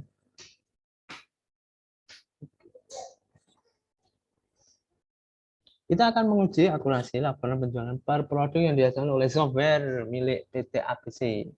PT ABC mengolah data yang berasal dari tabel data penjualan. Ini adalah data tabel penjualan. kita akan menguji akurasi laporan penjualannya. Nah, laporan penjualannya ada seperti ini. Oke, kita minta apa? Dapatkan dan gunakan data penjualan. Oke, sudah ada. Gunakan pivot table. Oke, kita akan gunakan pivot table. Bandingkan hasil pengolahan data dengan hasil pengolahan dari PT ABC. Jika ada selisih, telusuri apa kira-kira yang menyebabkan terjadi selisih tersebut. Oke, kita coba. Mau pakai pivot table aja ya, biar lebih memudahkan saja. Pivot table, maka kita ambil range-nya data penjualan. Jadi kita ambil semua saja. Oke, pivot table-nya seperti ini. Sebentar. Yang diminta adalah produk dan kuantitas. Produk itu nama barang, kemudian kuantitasnya. Value sum. Oke. Hasil pivot table adalah seperti ini. Lalu apa yang menjadi perbedaan di sini? Bisa teman-teman lihat apa yang menjadi pembedaannya di sini. Ternyata pendefinisian dari laporan penjualan per produknya oleh PT ABC dengan hasil kita, ini auditor ya. Asumsinya ada gini, auditor. Ini ternyata beda nih dengan pengolahan pivot table. Karena ini oke, sebentar saya pindah. Nah, di sini ada perbedaan. Ternyata cabai kering oke sama. Oke, kita cek dulu nih. Kok bisa beda banyak ya ternyata? Oh, ternyata ada perbedaan pada, mungkin ada kemungkinan di sini kesalahan penulisan ternyata pada data sumbernya. Yaitu misalnya di sini ada kedelai kecil dengan spasi, ternyata ada kedelai kecil sendiri dan kedelai kecil. Jadi memang pivot table akan mengambil data secara mentah dari pivot table, dari data asli sumbernya. Ternyata ada pendefinisian namanya kedelai kecil-kecil, di mana laporan penjualan PT ABC itu enggak. Kedelai kecil-kecil itu sebenarnya harusnya sama enggak sih jumlahnya dengan kedelai kecil. Oh, ternyata di sini juga ada double nih. Oh, ini kentang, sorry, salah ambil. Kedelai kecil ini berarti harusnya apakah kedelai kecil-kecil, kedelai kecil dan kedelai spasi kecil ini nilainya 246 misalnya. Kita coba hasilnya ternyata salah ambil.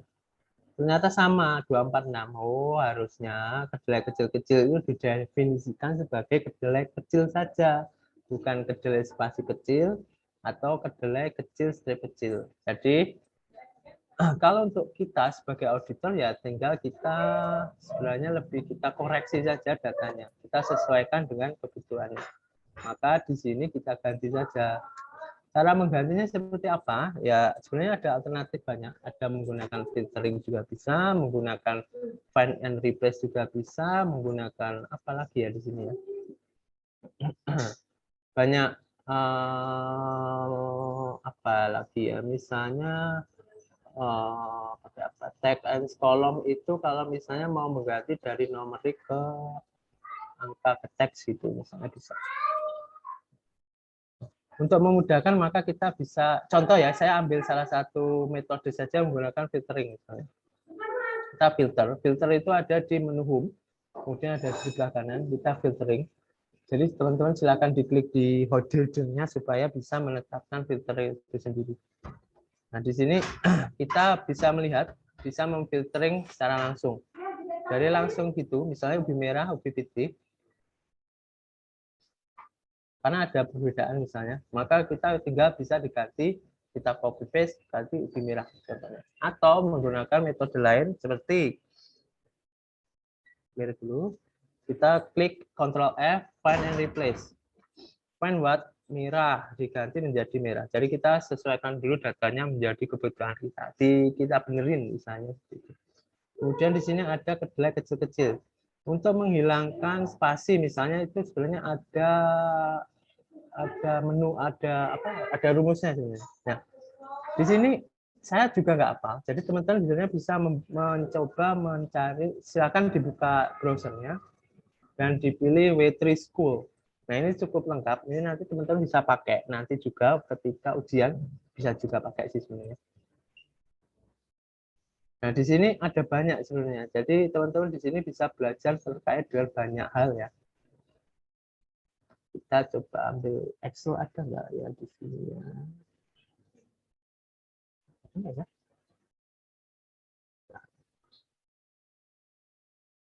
Kalau nggak salah sih ada. Sebentar ya, saya cek dulu. Saya lupa apa ada nggak. Oh ya, Excel tutorial. Nah, di sini ada banyak nih. Jadi teman-teman bisa banyak belajar formula di Wetrisco. Jadi nggak usah hafalin satu-satu, teman-teman bisa buka aja langsung di sini. Teman-teman juga bisa mengambil. Contohnya untuk menghilangkan, untuk sorting deh, untuk filter itu belajar apa, filter itu fungsinya seperti apa, apply-nya seperti apa, copy-nya seperti apa, kemudian kalau non-working example seperti apa juga bisa. Di sini sebentar, di sini ada formulanya, oh ada function-nya juga, di sini juga teman-teman bisa belajar. Nah, ini kebutuhannya untuk apa? Supaya kita bisa mencari misalnya kebutuhan kita apa di sini, menghilangkan misalnya spasi ini. Di sini ada nggak ya di Wetrisco? Spasi, space. Ini gratis, jadi nggak usah harus. Oh, salah lagi. Space itu saya lupa ya, apa ya namanya ya, pakai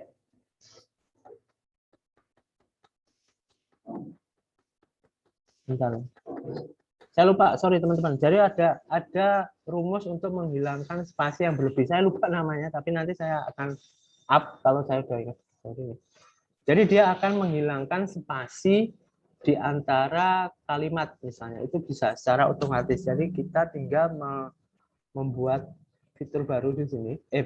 Membuat kolom baru di sini. Lalu kita masukkan rumusnya. Misalnya kalau dalam case misalnya ada data negatif gitu ya, itu bisa pakai apa ya? Sorry, saya lupa. Nanti saya susulkan datanya. Saya mohon maaf nih, saya agak terdistrak. Pada intinya, laporan penjualan ini kan ada perbedaan nama nih. Perbedaan nama di sini nanti teman-teman tentunya harus menyesuaikan dengan kebutuhan kita untuk menghasilkan laporan penjualan. Laporan penjualan ternyata kita temui ada perbedaan nama di data penjualan, maka kita sesuaikan data itu supaya sesuai dengan apa yang ditetapkan pada di laporan penjualan supaya tepat nih. Jadi bisa compare-nya apple to apple, bukan apple to pear, mirip tapi misalnya agak sedikit berbeda. Nah, contohnya di sini ada ubi merah nih. Jadi kita ganti merah menjadi ubi merah. Kemudian di sini ada beda lagi kedelai kecil-kecil, maka kita ganti semuanya menjadi kedelai kecil supaya menjadi sama formatnya. Nah, baru nanti bisa kita komparasi antara PT ABC dengan hasil perhitungan kita. Oke, kita langsung ya, kita pakai metode find and replace saja biar mudah, atau gini saja biar gampang deh. UBM. Nah, seperti ini ya. Oh, tadi udah saya ganti ubi merahnya. Kemudian kecil. Nah, ini kita ganti, tadi ada kentang kecil di sini. Saya ganti kedelai kecil semua. Oke. Harusnya sih sudah semua. Nah, kemudian kita hasil dari pivot table-nya kita lakukan refresh.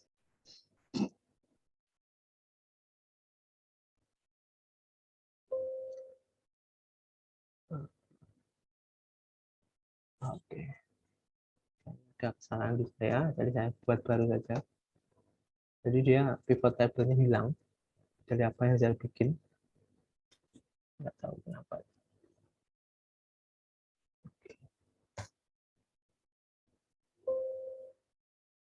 Pivot table name is not valid because you get. Oh, I see. Sorry, ini karena di filter ya. Filternya saya matikan dulu. Sepertinya ya. Jadi ada beberapa kendala mungkin kadang-kadang akan muncul seperti itu. Jadi teman-teman harus pastikan. Oh, kayaknya ini salahnya di sini. Enggak ya, enggak salah.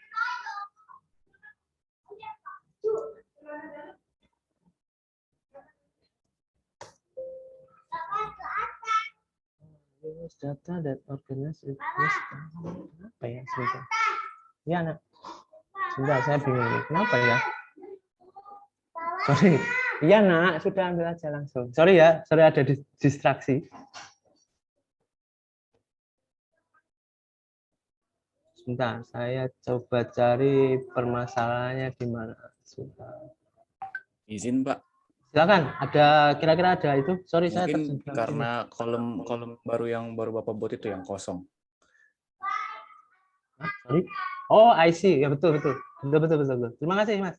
Saya baru saya lupa kalau membuat kolom kosong tapi nggak saya isi. Terima kasih Mas Andi Muhammad ya. Betul Mas. Jadi memang harus ada kolom yang ada isinya. Betul. Terima kasih. Saya baru nggak.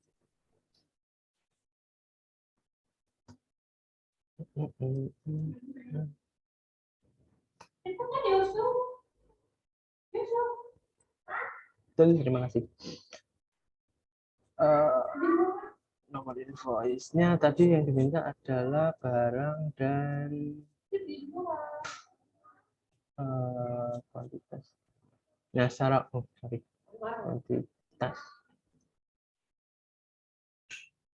Oke. Nah, dari sini baru kita komparasi apakah ada kesalahan di datanya. Sebenarnya tadi ketika kita melakukan pivot table, oh ternyata ada kesalahan di sisi data sumbernya, bahwa ada penamaan yang berbeda. Nah, itulah yang menjadi kendala ternyata dalam penerapannya. Nah, lalu kita komparasi nih, apakah jumlahnya sama atau enggak. Kalau false itu berarti sebenarnya tidak ada permasalahan yang muncul. Kalau di sini ya, saya menggunakan sama dengan, oh sorry, salah. Ini hati-hati kalau menggunakan pivot table. Jadi teman-teman nggak bisa serta-merta langsung gini ya, teman-teman ya. Karena yang diambil adalah pivot table-nya. Jadi teman-teman harus secara manual mengambilnya adalah strip E4-nya, bukan get pivot table-nya. E4, di mana yang diambil E4? E5. Di mana yang diambil adalah ininya, bukan pivot table-nya. Kalau secara langsung, maka yang diambil adalah ininya, apa namanya? Pivot table-nya yang dipastikan pasti salah semua. Ini table-nya juga kita ambil adalah EB5. Supaya pas. Tadi sama juga hasilnya adalah false. Jadi kenapa bisa false? Ternyata memang ada perbedaan format ternyata di sini. Di mana format di sini dia di store as text. Jadi dia akan menghasilkan nggak bisa dikomparasi. Jadi apple to pisang. Apple to banana judulnya. Jadi dia tidak bisa dikomparasi. Jadi kita harus merubah number store-nya yang pada di laporan penjualan menjadi number supaya menghasilkan komparasi yang benar, yaitu true. Hasilnya sama, 177 dengan 177. Harusnya kalau dia sama maka harusnya dia keluarnya juga true, bukan false ya. Sorry tadi saya salah. Nah ini ubi merah juga sama, ternyata dia pakai store as text, jadi dia harus dirubah dulu menjadi number. Jadi kita convert dulu menjadi number supaya bisa true. Pak, kalau ini datanya ada 1 juta kolom, masa saya klik satu-satu? Enggak juga sih. Jadi teman-teman tinggal ambil yang menjadi kendala di sini misalnya. Lalu kita drag drop semua aja. Nanti tinggal diganti, tinggal dipilih ini. Lalu kita ganti convert all to number semua. Nah ini sebenarnya kan karena tinggal diganti. Oke. Untuk laporan penjualan, ada yang mau ditanyakan silakan. Sorry, saya lagi rame nih, lagi mandi. Ramai. Silakan. Mungkin saya mau balik lagi ke yang soal pivot table sebelumnya, Pak. Saya mau bertanya di pivot, bukan Pak, maksudnya bukan soal laporan penjualannya, Pak. Saya mau bertanya terkait dengan pivot table-nya. Itu di pivot table fields-nya itu ada opsi buat ada box buat di checklist differ layout update. Itu tuh buat apa ya, Pak? Di pivot table fields-nya, Pak. Di mana, Mas? Sorry. Di pivot table fields-nya, Pak. Itu tuh di paling bawah tuh ada box buat di checklist gitu, Pak. Itu differ layout update itu untuk apa ya, Pak? Differ layout itu lebih ke arah apa ya? Jadi dia Dia harus kita tetapkan dulu sih. Sebentar, saya juga nggak begitu apal nih pivot table. Tapi karena memang kita nggak biasa pakai sih. Kalau saya pribadi nggak pakai, jadi memang nggak biasa saya pakai. Kalau nggak salah, dia itu akan menyesuaikan layout yang telah kita tetapkan di sini. Jadi kan tadi ada misalnya kita buat sebuah field nih, field yang kita bikin sendiri.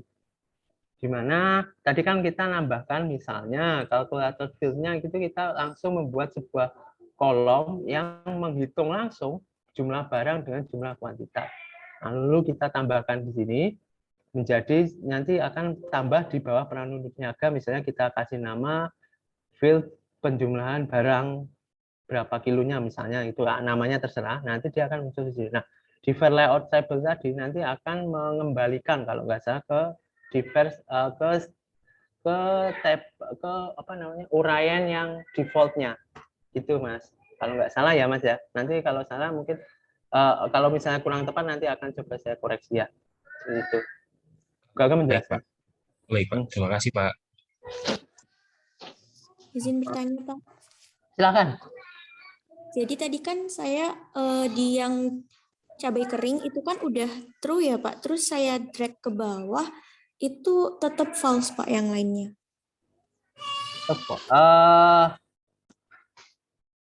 Cabai kering itu true, kemudian drag ke bawah itu false.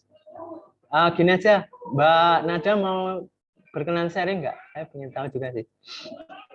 Silakan. Tapi ini saya zoom-nya pakai HP Pak. Oh gitu ya, betul sih tadi saya. Saya kurang tahu, jadi saya nggak tahu nih kondisinya gimana. Tapi biasanya gini, kemungkinan solusi, mungkin permasalahannya ada beberapa. Yang pertama adalah kita membuat komparasinya berbeda. True-nya itu kan berarti Mbaknya pastinya udah memastikan bahwa E5 sama dengan B5 ya? Iya Pak. Itu ya. Berarti ada kemungkinan memang ada perbedaan di angka. Pertama adalah perbedaan angka itu sendiri, kemudian perbedaan pada apa namanya data yang dikomparasi. Jangan sampai ini loh ya dikunci.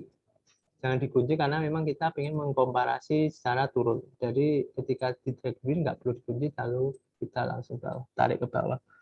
Kemudian berarti ada permasalahannya, kemungkinan ada di jumlah angkanya, apakah formatnya, apakah jumlahnya sendiri, atau perbedaan lain misalnya.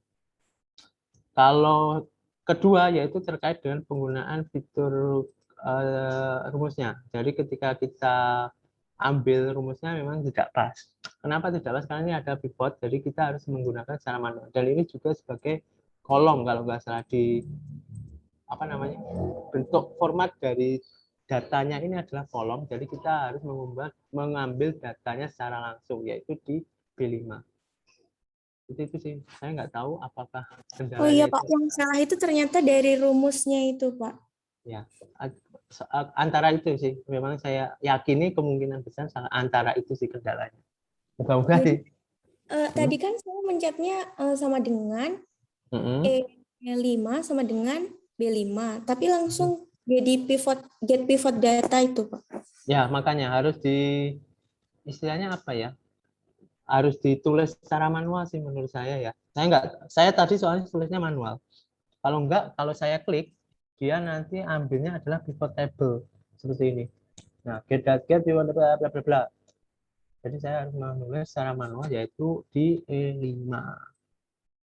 Saya hapus menjadi R ya, E5. Ini sama dengan kalau saya ambil di sini, dia ambilnya juga tabel 1 seterusnya. Jadi saya harus membuatnya secara manual yaitu B5. Itu sih Mbak Nada. Moga-moga menjawab ya. Makasih banyak Pak. Yap. Ada lagi silahkan sebelum saya lanjut ke 36 ya. Latihan. Ini tadi udah. Jadi parallel simulation itu pada poinnya adalah mencari sebuah perbedaan data antara apa yang kita olah dengan data yang diolah oleh audit itu sendiri. Dalam beberapa case yang perlu kita perhatikan adalah memastikan bahwa data yang kita olah itu memang sudah benar. Benarnya di sini adalah, di sini kan asumsinya tadi ada perbedaan yang ini ya, apa penamaan nih. Nah, kita harus melakukan konfirmasi dulu. Penamaan yang benar itu apakah kedelai kecil memang dipisah secara kriterianya memang dipisah berbeda atau memang menggunakan penyamaan seperti yang disampaikan di laporan penjualan. Nah, nanti kita sebagai auditor ya kita konfirmasi yang benar itu kedelai kecil itu dengan kedelai kecil itu sama enggak sih, diperlakukan sama enggak sih. Nah, itu yang kita ingin tahu di standar dari perusahaan itu sendiri. Nah, yang kita temukan di situ adalah spasi. Nah, kalau itu kan jelas adanya human error lah, istilahnya apa ya, kesalahan penulisan sehingga terdapat spasi yang berlebih. Nah, itu yang nanti kita koreksi, kita lakukan pengkoreksikan.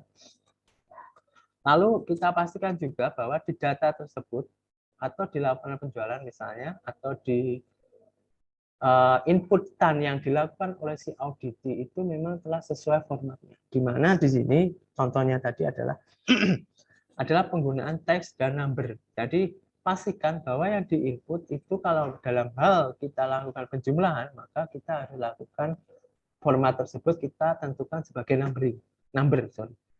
Sedangkan kalau teks ya kita pastikan bahwa itu adalah teks. Jadi sebelum kita lakukan pengolahan memang, ini memang saya loncat, memang harus kita lakukan pembersihan dulu. Jadi kita pastikan apakah nomor invoice itu memang sebagai number, kemudian tanggal itu adalah benar sebagai tanggal misalnya, harus kita pastikan dulu. Jadi kita rubah semua formatnya atau kita pastikan bahwa tanggal ini ya bentuk formatnya adalah date. Pelanggan berarti adalah teks, barang itu benar, penulisannya benar, kuantitas itu karena nanti kemungkinan kita butuhkan dalam hal penjumlahan, summarize atau kita lakukan fungsi matematika di sini, maka kita ganti sebagai number. Kita pastikan sebagai number, bukan kita ganti ya. Kita pastikan sebagai number dan semuanya seperti itu. Itu untuk pembersihan data. Kemudian kita pastikan ini karena biasanya ketika nulis ini kan rata-rata dia adalah teks. Kadang-kadang ya 27.2720 itu bukan sebagai 27.720 tapi bisa jadi karena formatnya menggunakan format Amerika mungkin ya. Maka dia dianggapnya 27,720 kalau kita menggunakan format Indonesia, format ya Indonesian ini. Jadi titik atau komanya di sini itu nanti akan mempengaruhi apakah dia penggunaan format mana yang kita pakai di sini. Apakah dia menggunakan formatnya Amerika kalau nggak salah itu di mana koma itu sebenarnya di sana digunakan sebagai titik. Titik itu di sana itu koma. Sedangkan kalau kita itu titik kan titik. Jadi 27.000 adalah 27.720 dan kalau di sana kan 27,720. Jadi itu nanti yang perlu kita perhatikan. Apalagi ya? Kita bisa tentukan penyamaan. Nah, ini sebenarnya sudah terlihat bahwa di sini ada data yang tidak tepat ternyata. Di sini ada jumlahnya yang kita anggap sebagai teks. Nah, inilah yang harus kita lakukan pembersihan terlebih dahulu. Kita pastikan bahwa ini ada tersimpan sebagai number, kemudian ini semuanya adalah number dan seterusnya. Oh ya, di sini juga ada kadang-kadang ada format yang tidak tepat di date, di mana date-nya kadang-kadang kita pakainya kita kan pakai sistem metrik ya, bukan imperial ya, pasti menggunakan date, month, and years. Di mana 02 itu tanggal, 01 itu adalah bulan. Jadi bukan 1 Februari 2019, tapi 2 Januari 2019. Itu yang kadang bisa menjadi kendala ketika kita melakukan pengolahan data. Jangan-jangan format yang dipakai oleh si auditinya itu menggunakan format imperialnya Amerika yang tidak valid itu misalnya, yang tidak standar. Jadi dia menggunakan MDY bukan DMY seperti itu. Jadi kita harus pastikan DMY seperti itu ya. Oke, ada yang apa lagi ya? Bentar, saya coba cross check. Persentase juga kita pastikan ini adalah bentuknya percentage seperti ini. Percentage sebelah atas, teman-teman bisa lihat. Date itu pastikan ada date. Ini adalah date ya. Salah satu contoh cara merubahnya bisa menggunakan menu di home. di home itu ada menu di sebelah wrap text itu ada menggunakan format. Nah itu bisa dirubah, disesuaikan formatnya juga bisa. Monggo disesuaikan sesuai kebutuhan lokal invitation location. Paling dari tipenya dan seterusnya. Oke, ini saya benerin dulu supaya nanti teman-teman dalam melakukan pengolahan datanya enggak salah.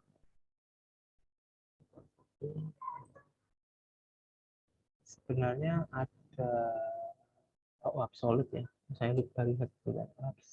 Nah, jadi gini, jadi ada alternatif ketika merubah secara otomatis. Ini kan kebetulan memang sebentar saya kembalikan. Ini kan kebetulan teks ya. Kebetulan datanya sedikit, jadi kita bisa lihat secara gampang lah, bisa kelihatan bahwa oh ini ada kesalahan teks. Nah, gimana kalau datanya ada 1 juta, Pak?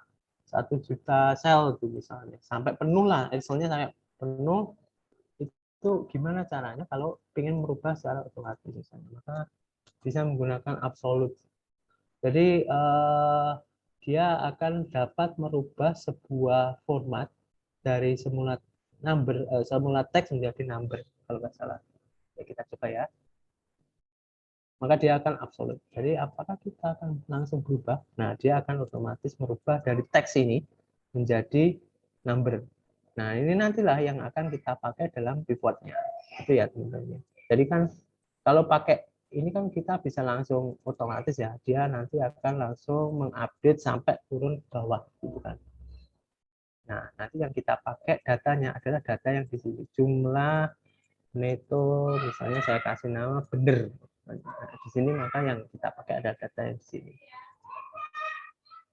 Formatnya benar istilah gitu ya. Total tagihan. Ini penamaan monggo silakan diserahkan masing-masing ya. Total tagihan benar. Maka ya kita gunakan rumus ABS absolute di sini. Jadi mengembalikan dia membuat sebuah sel itu menjadi numbering secara absolut. Jadi untuk memastikan bahwa nanti nggak ada istilahnya. Nah nanti untuk di pivotnya kita pakai yang total tagihan yang benar. Oke, apalagi ya, date-nya tentunya itu apa lagi ya? Absolute itu pun kalau nggak salah juga merubah positif negatif enggak ya? Sebentar. Saya coba ganti ya. Ya, dia juga akan membuat nilai negatif menjadi positif. Jadi absolute itu memastikan bahwa dia dari teks menjadi number dan juga number yang semula negatif menjadi positif. Jadi kalau misalnya kan ini nggak mungkin nih, masa total tagihannya negatif gitu kan? Maka dia akan kita bisa rubah menjadi absolut supaya menghasilkan nilai yang seharusnya yaitu positif. Total tagihan masa negatif sih? Kalau asumsinya ya, asumsinya misalnya memang nggak ada diskon sampai mengurangi dari HPP-nya misalnya dari harga 1A dari harga yang kita jual kepada si konsumen misalnya seperti itu. Oke. Jadi itu untuk laporan penjualan dan ini adalah salah satu metodenya untuk mengkomparasi simulasi paralel simulasinya. Parallel simulationnya adalah begitu. Jadi mengkomparasi apakah memang jumlah yang disampaikan di laporan itu adalah benar. Nah, kalau true maka itu hasilnya adalah benar. Hasilnya juga harusnya benar. Oke. 945. Saya lanjut dulu ya sebentar. Latihan 2.4. Sebenarnya ini tinggal teman-teman atau mau dibuat sebagai tugas saja, tugas individu atau kelompok monggo silahkan. Karena waktunya tinggal 15 menit ya. Jadi teman-teman silahkan melakukan komparasi. Jadi apa yang saya sampaikan tadi mohon dicoba di masing-masing. Enaknya masing-masing atau per kelompok ya. Mau kelompok atau masing-masing silahkan. Saya kasih opsi dulu deh. Jadi gini, ini kan ada soal latihan nih. Jadi ada soal latihan nomor menurut auditor Anda ada ini. Nah, tadi kan kita temukan kesalahannya di situ. Kemudian tadi juga saya sudah contohkan. Tapi ini latihan masing-masing itu maksud saya bukan untuk dikumpulkan sebagai tugas ya, tapi teman-teman latihan sendiri masing-masing untuk dilakukan masing-masing. Saya mengharapkan adalah teman-teman melakukan latihan juga di sini. Jadi latihannya memang nggak saya minta sebagai tugas, tapi teman-teman coba latihan sendiri, dan nanti kalau menemukan sesuatu yang memang agak sedikit berbeda misalnya, atau ada sesuatu yang mungkin kok nggak seperti yang dicontohkan misalnya, nah itu silakan disampaikan. Intinya seperti itu. Nah, tujuannya di sini adalah melakukan analisis nih. Analisisnya apa sebenarnya menjadikan sebuah kemungkinan penyebab terjadinya selisih. Ini banyak banget tipenya ya, terjadinya selisih. Misalnya di jumlah penjualan, sebenarnya ini akan nanti kelihatan hasilnya apa, UAC nanti apa bedanya. Nanti akan kelihatan kalau misalnya terdapat perbedaan data di sini. Yang menjadikan kesalahan datanya seperti apa. Oke. Oke, 945, 947. Mungkin ada yang mau disampaikan terkait dengan ini. Kalau enggak nanti saya kasih latihan sama persis sebenarnya, tapi angkanya berbeda dan kalau enggak salah datanya lebih besar. Cuma saya lupa naruhnya karena itu saya pakai di semester lalu. Hasilnya datanya lebih besar sih, jadi dia bisa sampai ratusan kalau enggak salah saya pakai itu. Jadi lumayan buat menghitungnya lebih banyak. Oke, dari sini ada yang mau disampaikan atau mau didiskusikan? Saya ingin tahu diskusinya nih. Kira-kira ada yang bermasalah nggak di sini?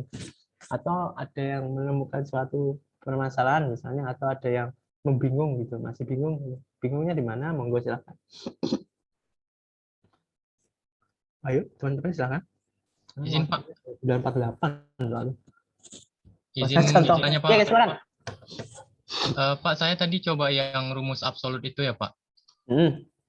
Terus Pak, kalau di saya itu kan misalnya ini yang data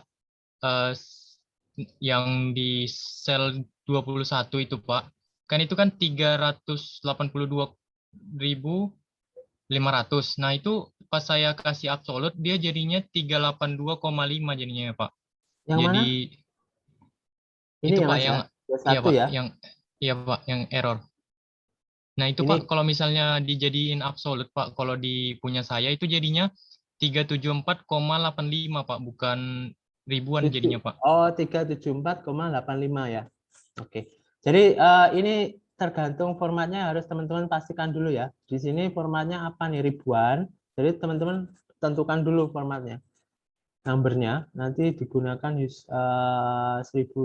ribuan separator supaya nanti akan berbeda misalnya seperti itu, dan tidak ada pembulatan. Di sini dipastikan tidak ada pembulatan. Nah ini seperti itu sih. Jadi memang itu lebih ke arah format dari data yang teman-teman di sel tersebut sebenarnya. Itu Mas Aksa. Jadi Mas Aksa tinggal mengganti formatnya sesuai dengan yang mau Mas Aksa pakai itu yang apa, seperti apa. Kalau ini kan 37485 kan karena memang PPN-nya. Jadi gitu sih kira-kira. Monggo kalau ada yang mau komen. Baik Pak, terima kasih Pak. Siap. Kira-kira ada yang mau diskusi lagi, silakan. Sorry nih. Sebenarnya sama, saya juga bisa mencontohkan juga langsung. Cuma sebenarnya kan sama saja. Teman-teman bisa dicoba langsung. Jadi ketika kita komparasi di sini, kok ada perbedaan di mana? Tadi kan jelas nih perbedaannya ada di slide. Jadi memang ada penamaan yang berbeda dan ada kesalahan apa istilahnya human error-nya, di mana merah menjadi merah atau pengkategorian yang berbeda yang nanti perlu kita lakukan konfirmasi. Apakah misalnya kedelai kecil ini memang dikategorikan berbeda dengan kedelai kecil-kecil. Siapa tahu mungkin kedelai kecil itu ukuran antara 1 sampai misalnya 5 cm misalnya. Sedangkan kedelai kecil-kecil itu yang di bawah 1 cm misalnya, seperti itu. Kedelai 1 cm gede ya. Atau 1 mili misalnya, di bawah 1 mili misalnya gede, seperti itu. Nah, ini secara umum akan menjadi tidak jika ada data yang mengandung kesalahan, betul. Jadi kalau data yang kita lakukan olah itu sudah salah dari awal, ya yang kita proses tentunya akan menjadi salah. Jadi sebelum kita melakukan pengolahan, kita harus memastikan bahwa data ini valid untuk kita olah. Jadi apakah dari segi formatnya, kemudian dari segi penggunaan perhitungannya, kemudian dari segi penulisannya. Jadi kita harus memastikan bahwa data ini memang valid untuk kita lakukan pengolahan supaya nanti ketika lakukan parallel simulation dengan hasil dari laporannya si auditi, maka dia bisa kita compare sebagai data yang benar seperti apa. Oke. Nanti saya kasih data terbaru. Jadi namanya sama persis, cuma datanya mungkin sedikit lebih banyak untuk teman-teman buat sebagai latihan saja deh, nggak usah sebagai tugas. Jadi teman-teman masing-masing tolong latihan masing-masing. Tapi saya cari dulu datanya, saya lupa naruhnya. Nanti bisa teman-teman pakai untuk sebagai latihan. Oke, saya lanjut. Sebentar.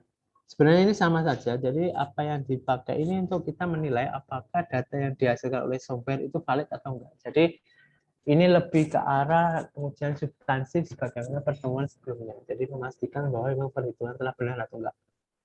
Contohnya misalnya di sini ada kelihatan ya.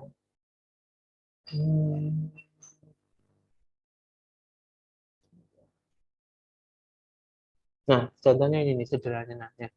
Ternyata perhitungan PPN itu kan berbeda nih. Ini masih pakai tarif PPN 10% ya. Seharusnya kan salah. Nah, ini benar nggak sih misalnya gitu kan. Nah, ini nih, saya salah. Ketika jumlah netonya 629, masa PPN-nya cuma 162 gitu kan. Atau terdapat kesalahan apa nih di sini nih. Oh, ternyata ada salah kelebihan input ternyata di mana harusnya 62915 kok jadinya 162 di mana di sini ada salah input 1. Ya, jadi itulah yang fungsi dari parallel simulasi untuk ngecek perhitungan ternyata ada perhitungan PPN.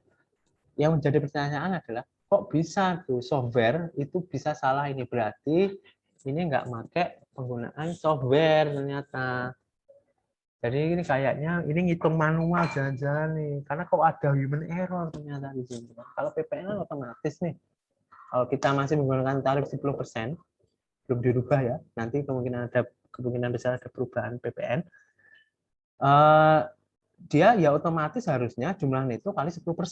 Jadi dia secara software itu harusnya otomatis nih, bukan ada salah. Berarti ini ada indikasi ini sebenarnya softwarenya ini software abal-abal kali ya, karena perhitungannya kok ngitungnya kayak gitu kan. Kalau ada perhitungan yang bisa salah sampai 100% lebih gitu kan. Kira-kira seperti itu teman-teman. Lagi ya mungkin bisa menjadi contoh. Nah ini perhitungan diskon tentunya. Nanti kalau ini kan sementara udah given ya, data diskonnya memang tidak dipengaruhi oleh suatu hal misalnya. Nah nanti kan misalnya mungkin pertemuan selanjutnya atau pertemuan 2 pekan selanjutnya itu ada kriteria untuk penetapan diskon. Nah diskon seperti apa bisa diberikan, misalnya 9% itu untuk yang memiliki NPWP misalnya kan. Nah, itu nanti bisa kita gunakan metode-metode lain untuk menghitung dalam pertemuan selanjutnya bukan sekarang. Oke. Kira-kira seperti itu. Mohon maaf 955 saya jadi motong ya. Saya tadi kurang pas. Oke. Ada yang mau ditanyakan terkait parallel simulation? Ini masih basic. Jadi ini nanti akan terus terpakai teman-teman sebenarnya. Jadi ini adalah pengenalan awal. Parallel simulation adalah fungsinya adalah mengkomparasi perhitungan dari kita sebagai seorang auditor dengan hasil output yang dihasilkan oleh auditi. Jadi di situ nanti akan kita menghasilkan sebuah temuan sebenarnya. Kalau kita sebagai auditor memberikan temuan, nanti rekomendasi bahwa memang ternyata masih terdapat human error, softwarenya itu tidak berjalan dengan baik karena memang ada PPN 10% aja masa bisa sampai salah gitu loh, ngitung 10% gitu kan. Kemudian ada kondisi lain, misalnya ternyata ada perbedaan penulisan kriteria terkait kedelai kecil misalnya. Kedelai kecil itu harusnya kedelai kecil-kecil itu dipisah atau enggak, misalnya ada kriteria sendiri atau enggak. Kalau enggak, kenapa harus dipisah gitu kan? Seperti itu. Ada human error-nya juga di situ. Ternyata ada penulisan kedelai kecil dengan penggunaan spasi yang berlebih. Atau ada ternyata kesalahan format dalam sebuah data itu harusnya number kok ditulisnya sebagai teks, maka itu kan menjadi pertanyaan, ini sebenarnya pakai aplikasi atau tulis manual sih sebenarnya, seperti itu kan. Pokoknya adalah seperti itu. Oke, monggo kalau ada yang mau di sharing silahkan.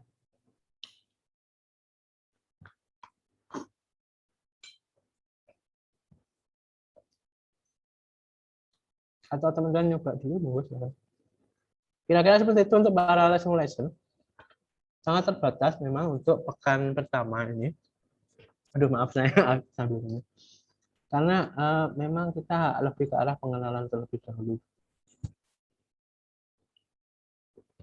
Terus saya nggak profesional, saya ngunyah ya, maaf. Jadi itu teman-teman, mungkin ada yang kalau mau ada yang mau disampaikan silahkan.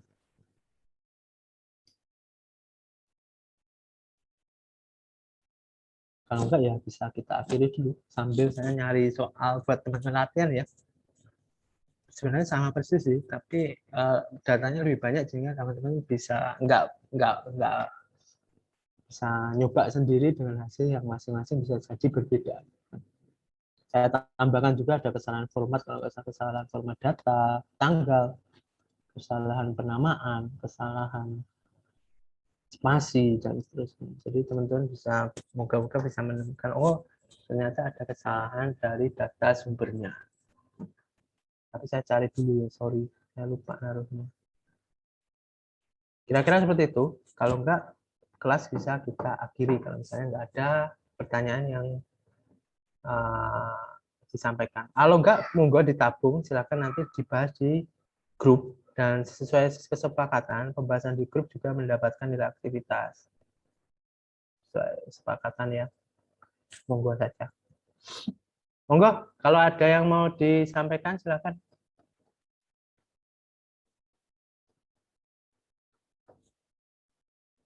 Saya nyari dulu, saya lupa ya, datanya gimana ya.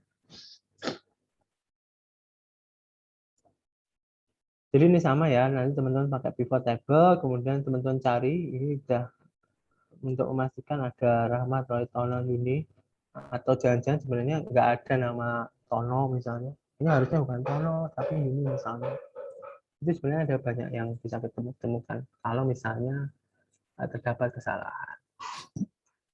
Oke, nggak ada pertanyaan nih? Atau usulan, atau atau mungkin ada diskusi lain, kalau enggak bisa kita akhiri. Gimana teman-teman? Monggo loh, saya serahkan ke teman-teman.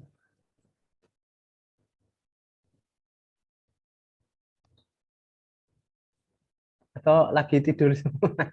Atau udah siap Jumatan? Dari saya belum ada, Pak. Belum ada, Pak. Cukup, Pak. Oke ya, sementara ini.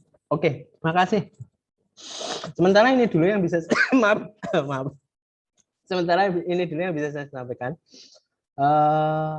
Monggo kalau misalnya ada yang mau ditanyakan, kita open discuss di grup.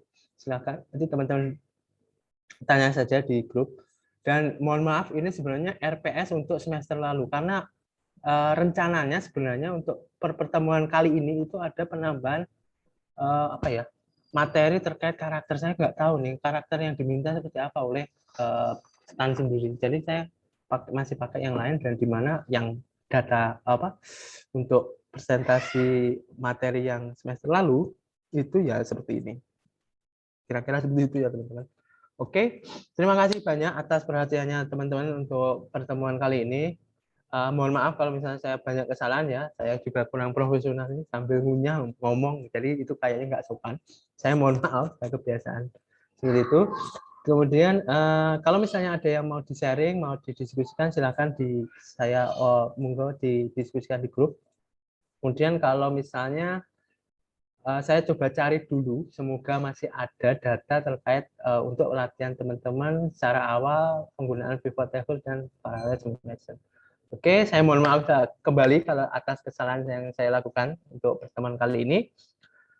Semoga apa yang saya sampaikan dapat bermanfaat. Terima kasih, dan teman-teman silakan dapat meninggalkan ruangan Zoom. Oh ya, saya juga jangan lupa diminta list terkait dengan aktivitas dan screen capture-nya ya, Mbak Tasya nanti minta tolong. Oke, terima kasih. Mohon maaf ya kalau kurang profesional. Terima kasih, Pak. Siap. Baik, Pak. Terima kasih, Pak. Terima kasih, Pak. Terima kasih, Pak. Terima kasih, Pak.